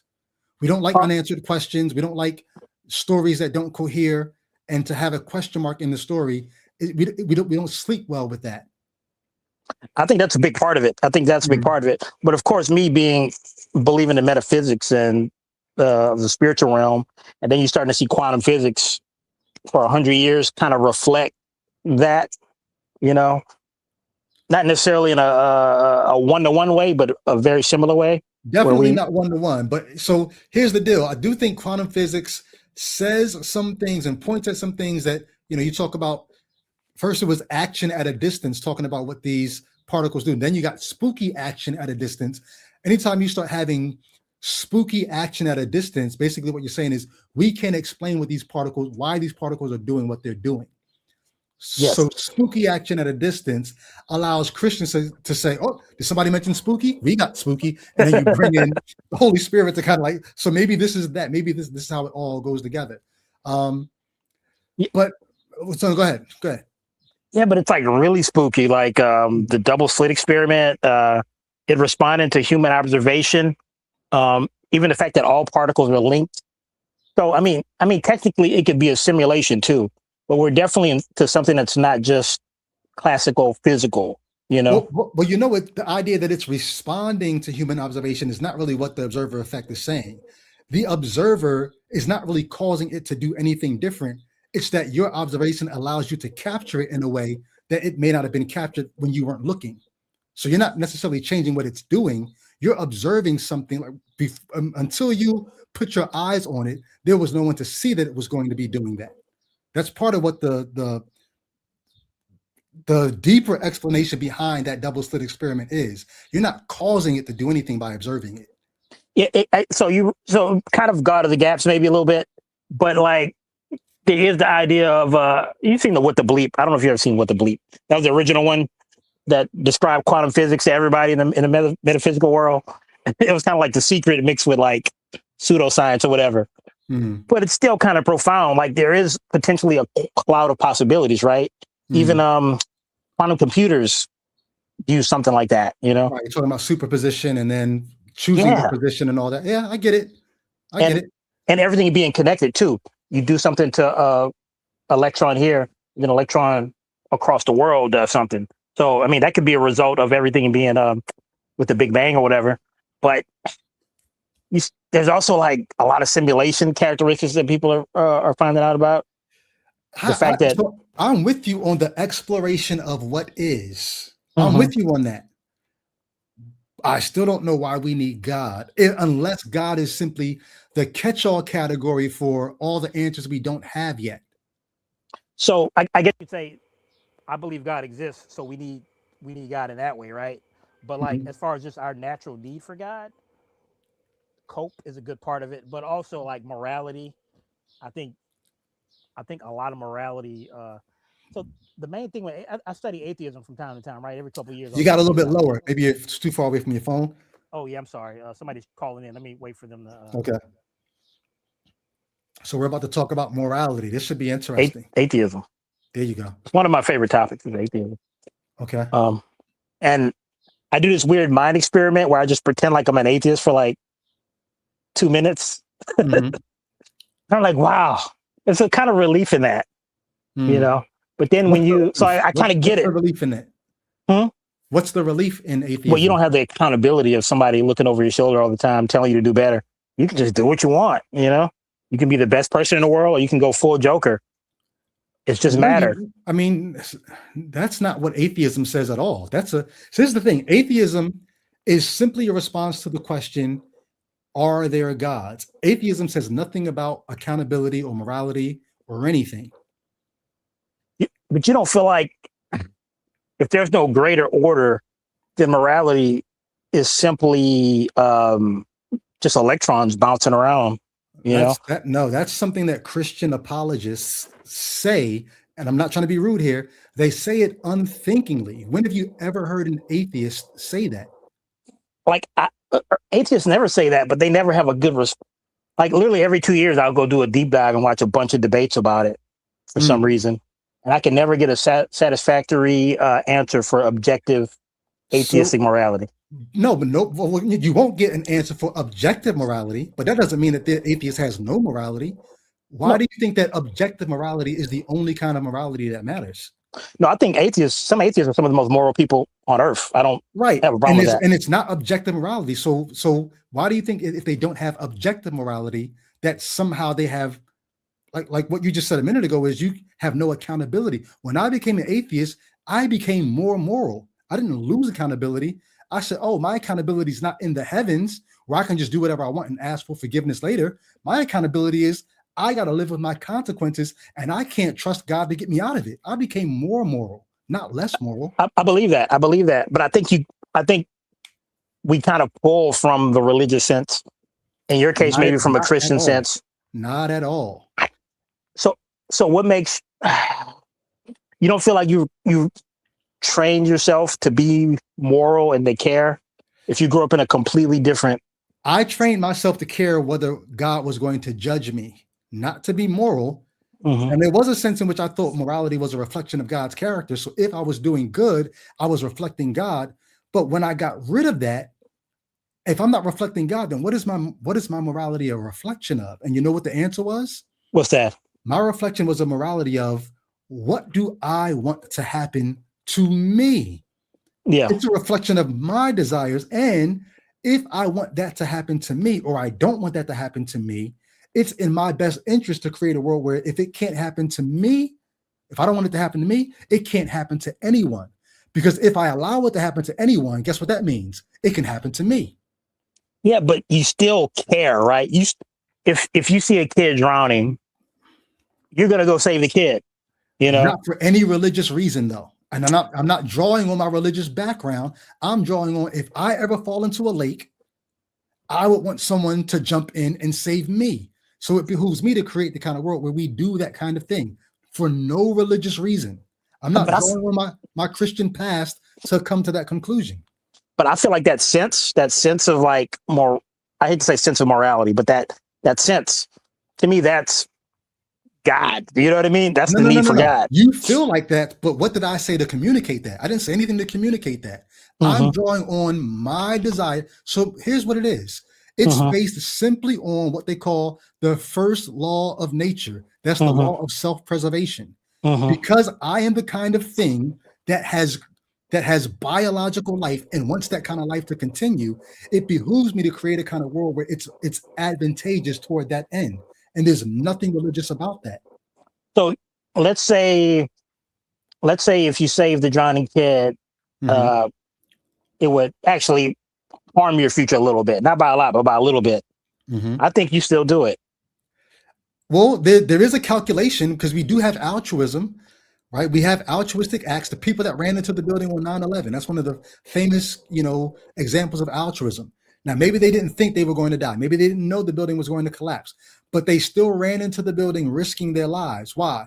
Because for them, it's better to, maybe it was a religious reason for some of them, but at the base, the reason why it makes sense is not because, oh, I'm going to live again in the next life or God's going to bless me. It's, do we want to live in the kind of world where if somebody's in a burning building and somebody could potentially save them, they don't, because they could also potentially die? Do we want to live in that kind of world, or the kind of world where if somebody could potentially save them, you take that risk? Because that, at a species level, it gives us the sense that at a species level, we get to continue, even if I don't personally get the benefit from that. That's an evolutionary trait, not a religious trait.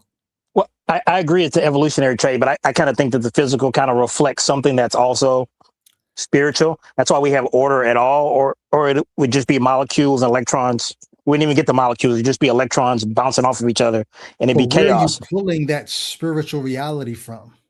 I mean, of course, I grew up religious and I think about it and I believe in it, but I feel like it's the same place you pull your moral thing from, and then we add explanations on top of that sense. But I think it's the reverse. I think you're basing your morality on your innate desire to continue your reality, and because of that, you're going to address it in religious language to make it seem a little more authoritative. Yeah, you know what? At the same time, I don't want to gaslight you. I love the Let There Be Gaslight title, and I don't want to gaslight you and your explanation. Like, I completely believe what you're saying, and it completely makes sense. I just kind of feel like, so outside of our personal discussion, gotcha, that sense of, that's a great title, Let There Be Gaslight. Come on. And we know they do gaslight us over and over. Apologists do. I love apologists, but they do kind of. Since I don't do shameless plugs, but since he mentioned it, yes, my book, Let There Be Gaslight, is available on Amazon, audio version, digital version, hardback, paperback. Check it out when you get a chance. But go ahead. So we need God for morality. And I'm saying to you, I've been living the past 10 years. One of the hardest parts of my deconstruction was trying to figure out, okay, if not God, what am I going to base my morality on? And the last 2 chapters of my book, I had to work out a moral system that did not depend on God in any way, shape, or form. And I'm like, I really would love for you to show me why you feel, other than you just would like that to be the case, why you feel like I'm still leaning on something spiritual to come to these very practical ideas about morality. I feel like you have a very high level, fine tuned moral sense just from growing up where you grew up, you know, in this society, but then also hyper fine tuned through being a minister, you know. And I feel like you told me to do this, right? This is just my opinion. I have no idea if it's real or not. But I feel like once you switch to being an atheist, you probably got rid of a lot of the stuff that's not really moral in evangelical modern Christianity. I got rid of the stuff that wasn't going to be advantageous to mutual flourishing. Yeah. And there's a lot of the Christian rules that I think they were trying to accomplish, not mutual flourishing. A lot of the Christian rules were trying to accomplish male flourishing at the expense of women and children and that kind of thing. So I got rid of a lot of that. Yeah. I became a respecter of if a woman chooses that she wants to do X, Y, Z with her body, I respect that. I'm not going to tell her she can't do or can't do that. But in a world without any morality, if you can benefit from doing wrong by that woman or doing wrong by whoever, why not?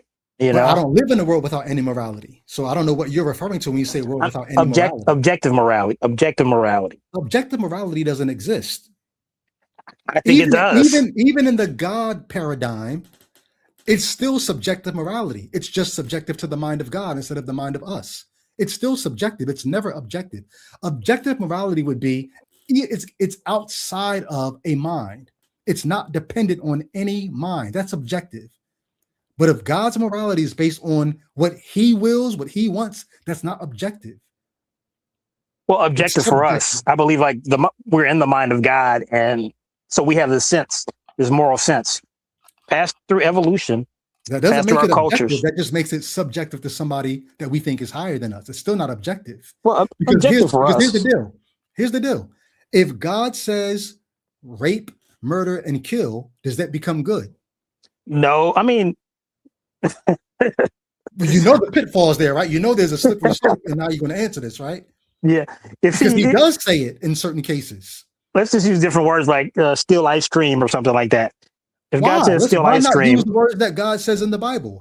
Go in and kill all the men with the edge of the sword. Kill all the male infants. Kill all the women who've known men by lying with them, having sex with them, and all the young.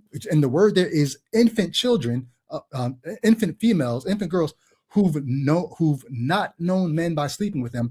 Keep them for yourselves. In another passage, he says, when you go into a land that I'm giving you, once you defeat the people, if among the survivors you see a young woman who's beautiful to you, you can take her for your wife, bring her into your house, give her 30 days to mourn her family that you killed, and then you can go into her. So why would I use ice cream when the God of the Bible is talking like that? So I'll say this. I don't necessarily buy that God said that. I think the Bible is a history. Yeah, I think the Bible is a history of people dealing with God and trying their best, and it evolves over time. So I do think Christianity, religion, I mean, you talked about it earlier with Judaism, it evolves. We're supposed to evolve with it, you know, and then we're supposed to make it evolve even more. But I do think there's that sense, and then there's supernatural instances that do happen that reinforce that sense that we're supposed to walk. So we're just like the New Testament, the different than the Old Testament. I personally don't think that they should have stopped the canon at 66. Please delete that. I don't think we should have kept going. Just like in Acts, they were like, okay, no choke chicken and what other rules do we have to carry? Okay, they don't have to get circumcised. You know what I'm talking about in Acts when they kind of make up the rules again. So for you, the Bible is not the word of God. It's the word of men about God, and they could be right, wrong, somewhere in between. So I would say this. I would say it's a blend. It's kind of a blend of those things. I would say it's a blend of the word of God, but also it's written by dudes. Do you know what I'm saying? Here's the thing. How would you decipher which parts are God's word, which parts are men's words? How would you know? So I would say ideally the Holy Spirit, but I know I can't quantify that. But I would say that like that sense that we have coming together, the body. So then how do you know if some of it is God's word, some of it is men's word, and maybe the Holy Spirit clues us in on what is what, but we got different people saying the Holy Spirit saying different things to them. how do you have access to objective morality since you think it exists? Where does it exist? How do you know it when you see it? So I think my version of objective morality is the idea that we should continually be pushing forward to do the right thing. Wait. When you say my version of it, it's no longer objective. That's subjective. Objective morality doesn't care about your version of it. It is what it is. So I think it's like studying any other law of the universe. Mhm. You know, like just like we don't know all about electrons, we don't know all about what mushrooms can do, and you know, what do you call it, mycelium? You know, we're constantly researching, and I do think religion and God is like that too. But to one of your points and how you say you decipher your morality, and that's the same thing that Jesus said, like do unto others as you would have them do unto you, love thy neighbor as thyself. You know, and he didn't come up with that. I mean, that's been around. He just maybe said it a little more pithily. Yeah. Or he gave the positive version, whereas before him it was a negative. The things you don't want done to you, don't do those to other people. He flipped it on its head. But yeah, so but what makes that objective is what I'm asking. I feel like it's what God wants us to do. He put that in place. We have this sense in us, and we push toward that sense. You know, I feel like in the afterlife there will be consequences. Sounds crazy, but there will be, like, you know, a lot of people on near-death experiences, they have the life review. You know, there'll be that. You know, like I believe in the full metaphysical spiritual construct. Of course, I can't prove that stuff, but near-death experiences. Not just the near-death experience. Would you at least say much of the things that you said in this call are things that you might believe, but you really can't substantiate those things? No, I can't substantiate it. So I guess I'll say this: I can't substantiate those things fully, as in proof, but I feel like there's some evidence for them. But I think the main thing with quote unquote Christianity is you see how it affects people, the message of the gospel. It's incredible. I haven't seen anything else like that. And I'm not trying to put down other religions or other spiritual, you know, I have seen a Muslim have a similar experience. Kind of a biased view? Of course. But if you grew up in India, you might think that some other religion does a great job at impacting people and getting devotion out of them and making them so devout that they would even starve themselves for 40 days or even longer, or like other religions get devotion out of people. Matter of fact, sometimes even more devotion than Christianity elicits from people. Yeah. Yeah, I'm just saying from my experience, yes. But I think the message of Jesus, it sounds corny because I'm not trying to be like super duper Christian in this call, at least. But there is power in it. You know, what can you say? There's power in the name of Jesus or that story, you know, and he does appear to people metaphysically. I would suggest to you that just like the morality thing that you think is objective, even the power in the name of Jesus is sort of a subjective thing. It's powerful to people who are willing to grant it power. Even this woman who was ill, I don't know what her situation was or how she was diagnosed or anything, but she was already of the mind that there's some kind of power in the person of Jesus. And so she gave herself to that in her moment of need, and it manifested in a dream. I'm sorry, man. Can you hear me? Yeah, I hear you. My kid was just trying to call me. I'm sorry. Yeah. Yeah. But can you say the last sentence again? The woman who had that vision of Jesus and was healed, she was already in a religion that gave some level of respect or power to the person of Jesus. And in her moment of need and desperation, that respect for the person, and she probably had also heard that Jesus was a healer. Yeah, absolutely. So there could be a metaphysical system that's underpinning all the religions that's different than my perception based on Christianity. My point is saying even she had a subjective experience, not an objective one. So I guess the world, I probably need to text my kid.